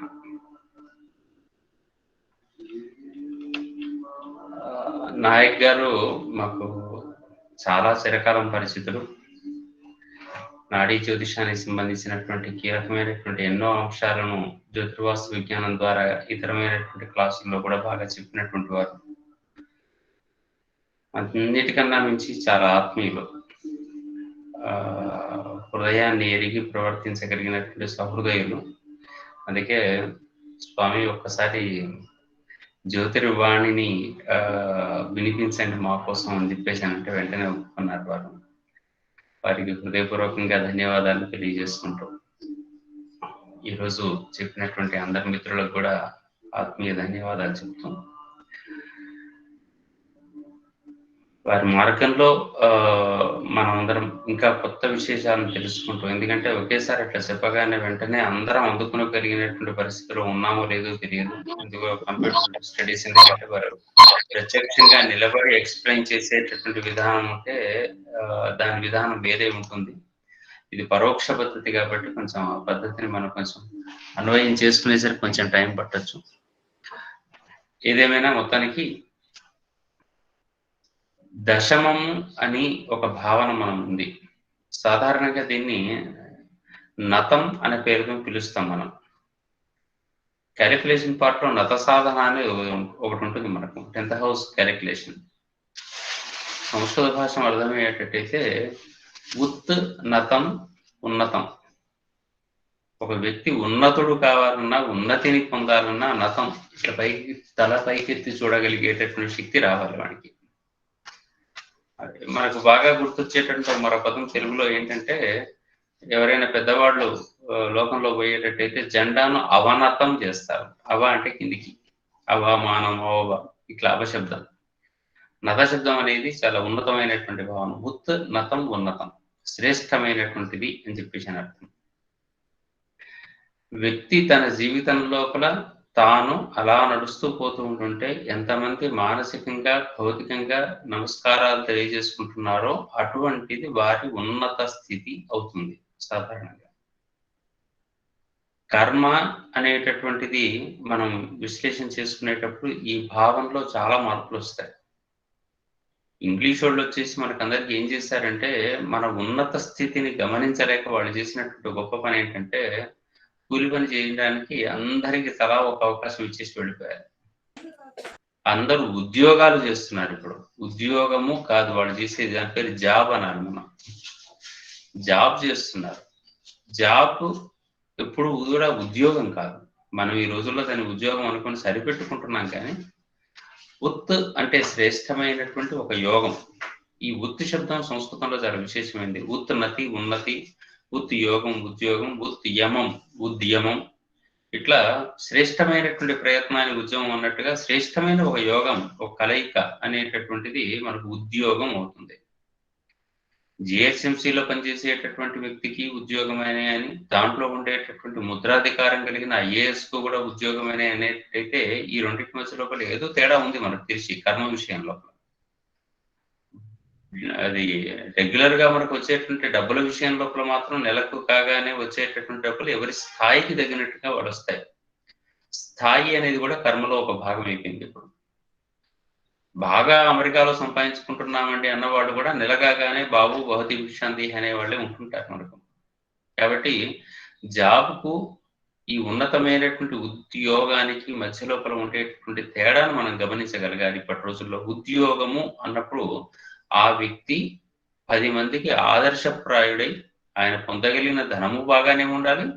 అతన్ని స్మరించడం వల్ల కానీ, లేదా అతన్ని నడుస్తూ ఉంటుంటే చాలా మంది 2 చేతులెత్తి దండ పెట్టగలిగినటువంటి స్థితి, ఒక రాజయోగ భావన ఏర్పడితే అది ఉద్యోగం కిందికి వస్తుంది. ఈ రోజుల్లో దాన్ని సాధారణీకరణ చేసుకున్నాం మనం, కొంచెం దాన్ని మార్చుకోవాల్సినటువంటి విధానం ఉంటుందన్నమాట. కర్మకు సంబంధించినటువంటి అంశాలు కూడా మనం ఇట్లాగే గమనించేటట్టయితే, కర్మలు అనేక రూపాల్లో మనకు ఉంటుంటాయి. చేసే పనిని కర్మ అని చెప్పేసి అని అంటున్నాం మనం. పని కర్మే, వర్క్ అంతే. దశమభావాన్ని మనం కర్మ భావంగా మనం భావన చేస్తూ ఉన్నాం. ఏం పని చేసి జీవిస్తాడు, జీవిగా ఏం కర్మ వల్ల అనేటటువంటిది నిజానికి లోయర్ లెవెల్. కర్మభావాన్ని ఆలోచించేటటువంటి స్థితి ఏమిటి అనుకున్నప్పుడు, ఆయన ఏ రకమైన పని చేసి బతుకుతున్నాడు అనేటటువంటిది గత కర్మలలో, గత జన్మలలో అతను కోరుకున్న, లేదా అతనికి అలాట్ చేయబడ్డ, అతను ఇష్టపడ్డ, లేదా అతను ద్వేషించిన అంశాలను బట్టి, ఇప్పుడు నాయక్ గారు లాంటి వాళ్ళు అందరూ మనకి ఇన్ఫర్మేషన్ ఇచ్చారు. ఆగస్థానంలో ఉండే గ్రహాలు, అది దశాంశాలు ఎక్కడ ఉన్నాయి, నవాంశాలు ఎక్కడ ఉన్నాయి, వాటి నక్షత్రాలు ఎక్కడ ఉన్నాయి, వాటికి సంబంధించినటువంటి విశేషాలన్నీ కూడా మనం విశ్లేషించుకోవడం ద్వారా అతను ఈ జీవిక వల్ల జీవిస్తాడు అనేటటువంటిది ఆ జీవిక కర్మగా మారింది. అక్కడ కర్మలు 3 రకాలని మనకందరికీ తెలుసు. కాయిక కర్మలు అంటే దీనికి అనేక రకాల డివిజన్స్ ఉంటాయి అనుకోండి. నేను చెప్పేది ఇప్పుడు ప్రస్తుతం ఒక రకమైన డివిజన్. కాయిక కర్మ, వాచిక కర్మ, మానసిక కర్మ అని చెప్పేసి కర్మలు 3 రకాలు. ప్రారంభం, సంచితం, ఆగామని ఇంతకుముందు అమ్మాయి మనకి ఇంతకుముందు చెప్పారు. కాయిక, వాచిక, మానసిక అనేటటువంటి 3 కర్మలను మనం గనక గమనించేటట్టయితే, మానసిక కర్మను మనం దృఢ కర్మ అని, కాయిక వాచిక కర్మలను అదృఢ కర్మలు అని చెప్పేసి చెప్తూ ఉంటాం. కాయిక అంటే శరీరం ద్వారా చేసేటటువంటిది, వాచిక నోటి ద్వారా చేసేటటువంటిది, మానసిక అనేది హృదయం లోపల చేసేటటువంటి పని. నిరంతరము మనకుండే కర్మల విధానాన్ని మనం మార్చుకోవటానికి ప్రయత్నం చేయాలి. మిగతా జీవిత విధానం అంతా మార్చుకుంటున్నప్పుడు ఈ పని మాత్రం మార్చుకోవద్దండి. మనం కర్మల విధానం మార్చుకోవడం ఏమిటి అని చెప్పేసి అంటే, నీకు అలాటెడ్ దశమ భావం లోపల ఫలాన్ పని చేయడం కోసం you are allotted for that work అని చెప్పేసి అనుకున్నప్పుడు, ఆ వర్క్ చేసుకుంటూ ఏదో సంపాదించుకొని పెళ్ళం పిల్లలను పోషించుకొని చచ్చిపోవడం అనేటటువంటిది చాలా అజ్ఞాని చేసే పని. జ్ఞాని అయిన జ్యోతిష్కుడు కానీ, జ్ఞాని అయిన జ్యోతిష్కుడు 10 మందికి చెప్పే విధానం కానీ ఏంటంటే, బాబు నీకు ఈ చిన్న పని అలాట్ చేసింది, నీ మనస్సు ద్వారా నువ్వు నీకన్నా ఉన్నతమైనటువంటి కర్మను చేసుకుంటూ మానసికంగా ఉన్నతమైన శక్తిని నువ్వు ప్రే చేసుకుంటూ చేస్తావో, భావన చేస్తుంటావో, ఏదో ఒకటి చేస్తూ ఉంటుంటే నీ కర్మల యొక్క స్థాయి పెరుగుతుంది అని చెప్పి సూచన చేయడం అనేది మన ధర్మంగా మారాలి. కర్మ స్థాయి మారాలి. లోయర్ లెవెల్ అనేటటువంటి స్థితి నుంచి సమాజం గుర్తించినటువంటి లోయర్ లెవెల్ నుంచి సమాజం గుర్తించినటువంటి ఉన్నత స్థాయికి ఎదగాలి. ఎదిగితే ఆ కర్మ చేసేటటువంటి వాడు నిరంతరం ఈ చిన్న పని చేయడానికి అవసరం లేకుండా పోతాడు. రామోజీరావు మార్గదర్శిలోనో, ప్రియావత్సలలోనో, ఈనాడులోనో ఉండేటటువంటి ప్రతి చిన్న పని దగ్గరకు వెళ్ళి తాను కూర్చొని చూడడు కదండి. అంబానీ అన్ని జియో కంపెనీల చుట్టూ తిరగడు కదా.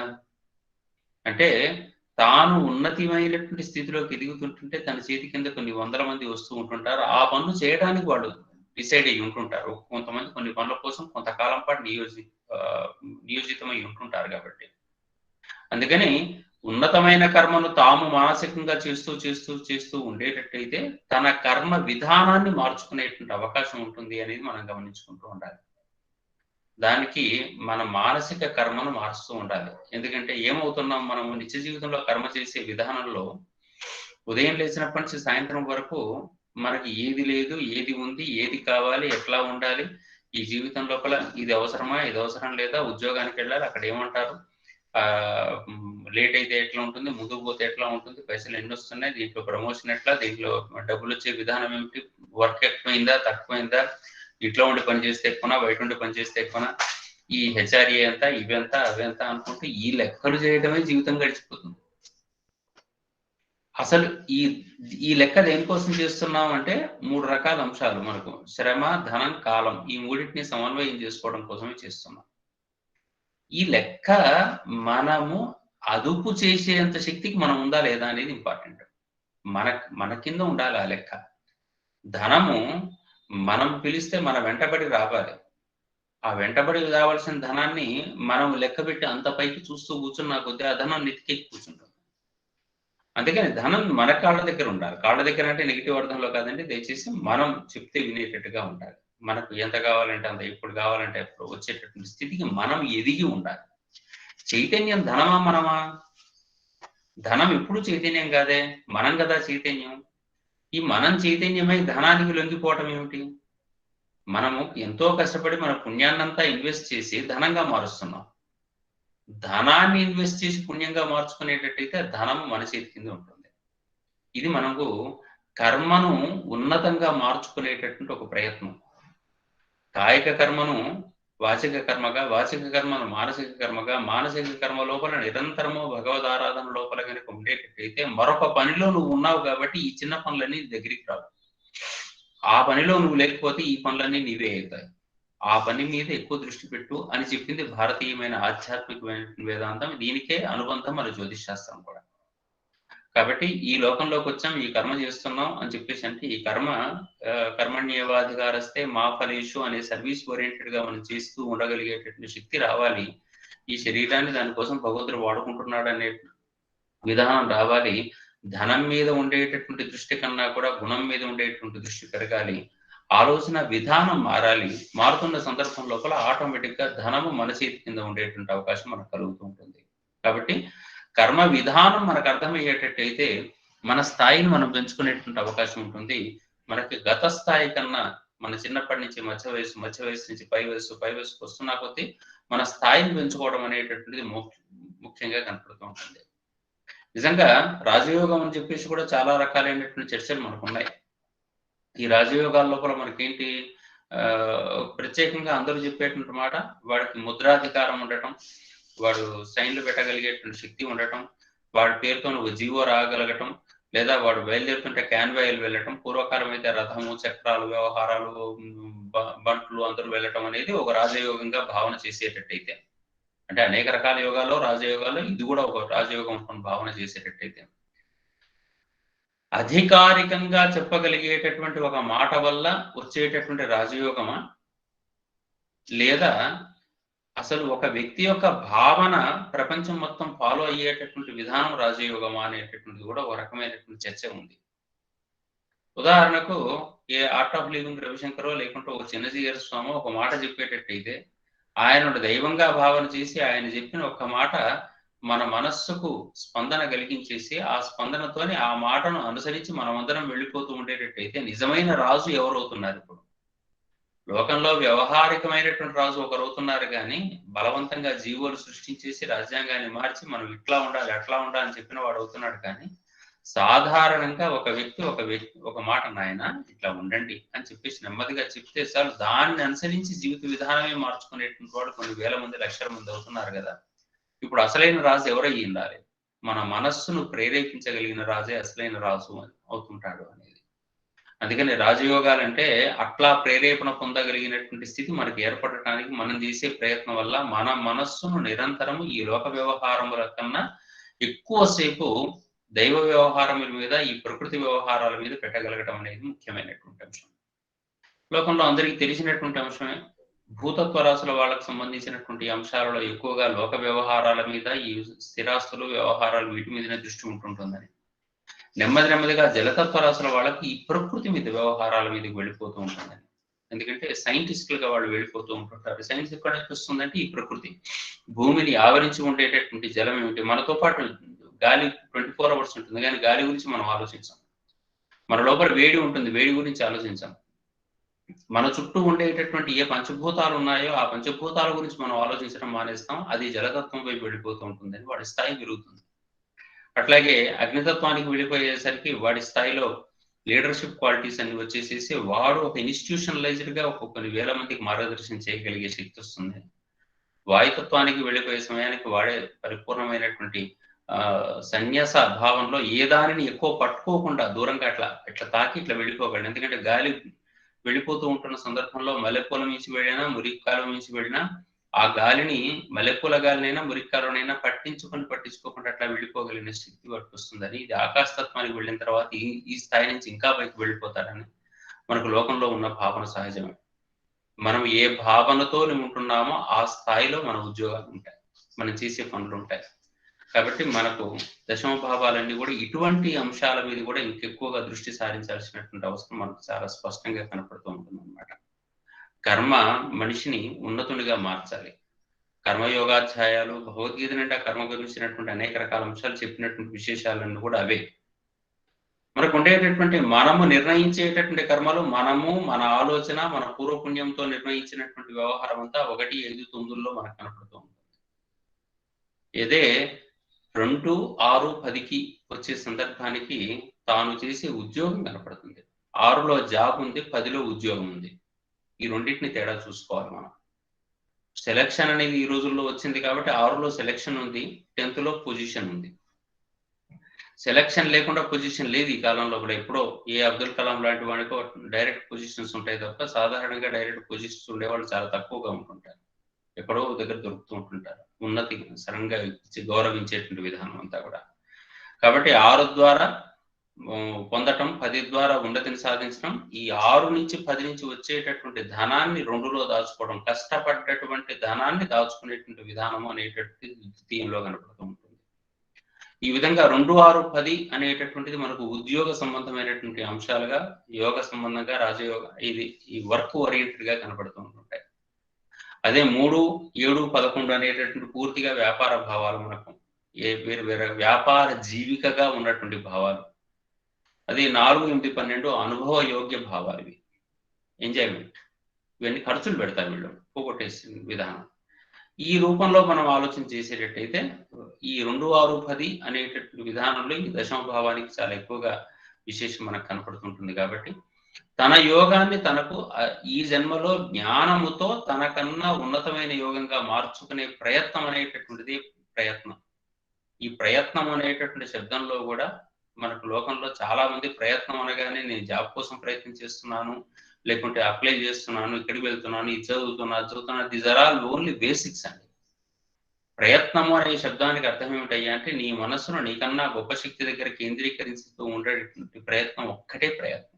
మిగిలినవన్నీ మనం చేసేది ఏంటంటే జరిగిపోతుంది. ఈ రూపం నేను అనుకుంటే వచ్చిందా, ఈ చుట్టుపక్కల ఇవాళ 160 మంది మనం అనుకుంటే వస్తారా, మనం వద్దనుకుంటే వెళ్తారా, ఇవాళ ఎవరు ఉపన్యాసం ఇవ్వాలి, ఎట్లా ఉపన్యాసం ఇవ్వాలి, ఏం చేయాలి, అంతా నిర్ణయంలో భాగం అనుకుని భావించేటటువంటి భారతీయ ఆధ్యాత్మిక జీవన వ్యవహారంలో బతుకుతున్న వాళ్ళం మనమంతా. అటువంటి స్థితుల్లో మిగిలినదంతా ఏమిటయ్యా అంటే మన ప్రయత్నం వల్ల మన స్థాయిని మనకన్నా ఉన్నత స్థాయి దగ్గర కేంద్రీకరించడం ఒక్కటే. సంస్కృతంలో వేదంలో యతః అని అంటారు భగవంతుడిని. యతో వాచో నివర్తంతే అప్రాప్య మనసా సహా అని చెప్పేసి చెప్తూ ఉంటుంది వేదం. ఆ యతః అనేటువంటి వాడు వేదం లోపల ఉండేటువంటి ఒకే ఒక్కడు వాడు ఎవడు ఏమిటి అని చెప్పేసి చర్చ చేస్తూ ఉన్నప్పుడు ఆ యతహ గురించి చేసేటటువంటి ప్రయత్నమే చేసే పరిశీలించే విధానమే యతనము అయింది. అది యతనమును ప్రకృష్టముగా యతనం చేయడమే ప్రయత్నము అయింది. ప్రయతనము, ఈ ప్రయత్నం అని చెప్పేసి అంటే ఎఫర్ట్ పెట్టడం అంటే అర్థం ఏమిటంటే పరిపూర్ణంగా ఆ భగవంతుడి దగ్గర కేంద్రీకరించడం మనసును అర్థం. ఆ ప్రయత్నం గట్టిగా కనుక సాగేటట్టయితే ఈ లోకంలో ఉద్యోగాదులు లేకనో ఇబ్బందులు లేకనో ఆహార జీవిక కోసం ఎదురు చూడాల్సినంత అవసరాలే మన జీవితంలోకి రావు. అందుకని తనకన్నా ఉన్నతమైనటువంటి శక్తి ఎవరయ్యా అంటే ప్రపంచంలో రాజులకు ఈశ్వరునిగా భావన చేసేటటువంటి ఒక తత్వం. నడినెత్తి మీద వెలుగుల యొక్క కిరణముల యొక్క సమూహంతో కూడుకున్నటువంటి ఒక సూర్యుని వెలుగును ఒక్కసారి ఊహించేటట్టయితే అది రాజరాజేశ్వర తత్వం, హయ్యర్ లెవెల్. ఆ రాజరాజేశ్వర భావన మనం పొందగలుగుతుండేటట్టయితే మన పొజిషన్ కూడా మనకన్నా ఇప్పుడు ఉండేటువంటి కర్మస్థాయి కన్నా ఉన్నత స్థాయికి మారుతుంది అనేటటువంటి స్పష్టమైనటువంటి అంశం. కాబట్టి మన జీవితం మనకు ఉన్నటువంటి స్థాయిని ప్రస్తుత స్థాయిని ఉన్న స్థాయి నుంచి ఉన్నత స్థాయికి మనం ఎదగటం కోసం, ఉత్త స్థాయి నుంచి ఉత్తమ స్థాయికి మనం ఎదగటం కోసం నిరంతరం మన ప్రయత్నము కొనసాగాలి. దానికి ఒకే ఒక ప్రయత్నం, దట్ ఈస్ మనస్సును మనకన్నా ఉన్నత శక్తి దగ్గర కేంద్రీకరిస్తూ ఉండటం, ఎక్కువసేపు దాంట్లో గడపడం అనేది జరుగుతూ ఉంటే తనకు జీవికగా ఏర్పడేటువంటి ఏ వృత్తి ధర్మం అయితే ఉందో దానికన్నా ఉన్నతంగా ఎదిగితే ఈ జన్మలో కర్మలు కనుక పూర్తి అయిపోయే పరిస్థితి ఉంటే తక్కువ సమయంలో ఎక్కువ పనులు నిర్వహించగలిగేటువంటి శక్తి ఏర్పడితే, ఎక్కువ ఇంకేదో పనులను మనం కాన్సెప్ట్లు లేకుండా ఉండేటట్టయితే, ఈ లోకం లోపల అనుబంధాలు కనుక పూర్తి అయ్యేటట్టయితే ఆ ప్రయత్న సంబంధంగా మనము మోక్షాన్ని పొందగలిగేటువంటి అవకాశం ఉంటుంది.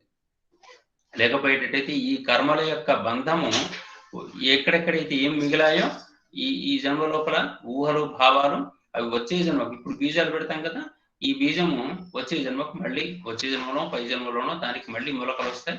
ఆ మొలకలు ఏ స్థాయిలో ఉండాలో ఆ స్థాయిలో వస్తే కొత్తిమీర కట్ట మొలకనా, లేకుంటే వరి మొలకనా, లేకుంటే మామిడి చెట్ట టేకు చెట్ట అనేటటువంటి దాన్ని బట్టి దాని ఫలనం అనేటటువంటిది, ఆ బీజం ఫలనం అనేటటువంటిది వస్తూ ఉంటుంది.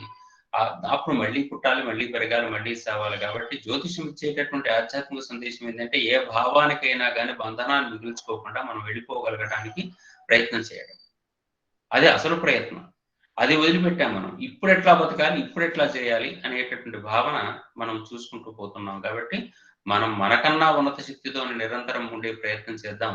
ఆ ఉన్నత శక్తి అనేటప్పుడు భగవంతుడు, రాజరాజేశ్వర భావన, రాజరాజేశ్వరి భావన, దానిని నిరంతరం కనుక మనం అధ్యయనం చేస్తూ దాన్ని పరిశీలిస్తూ ఉండేటట్టయితే కర్మభావము యొక్క స్థితిని ఉన్నతంగా మార్చుకునేటువంటి అవకాశం ఉంటుంది. ఆ మార్గంలో ముఖ్యంగా మొదలు జ్యోతిష్కులు కనుక మారేటట్టయితే ఆ జ్యోతిష్కుల యొక్క ఉన్నతి వల్ల వాళ్ళు 10 మందికి ఇంకా 10 మందికి కొత్తగా సూచనలు చేసే అవకాశం ఉంటుంది. మనందరం మారుదాం, మన దగ్గరికి వచ్చేటువంటి వాళ్ళకందరికీ కూడా ఇటువంటి సద్బోధనలు చేద్దామని చెప్పేసి భావన చేస్తూ ఈరోజు ఇచ్చేసినటువంటి సత్యనారాయణ నాయక్ గారికి మరొకసారి ప్రత్యేకంగా నమస్కారాలు, అభినందనలు తెలియజేసుకుంటూ ఈరోజు మాట్లాడిన మిత్రులందరికీ కూడా మరొకసారి ధన్యవాదాలు సమర్పిస్తూ ప్రస్తుతం సెలవు తీసుకుంటున్నాను. నమస్కారం, స్వస్తి. ఈరోజు సమావేశానికి వచ్చిన మిత్రులందరికీ మరొకసారి నమస్కారములు, తర్వాత హార్దిక ధన్యవాదములు. మళ్ళీ వచ్చే వారం కలుద్దాం. స్వస్తి. నమో నమః.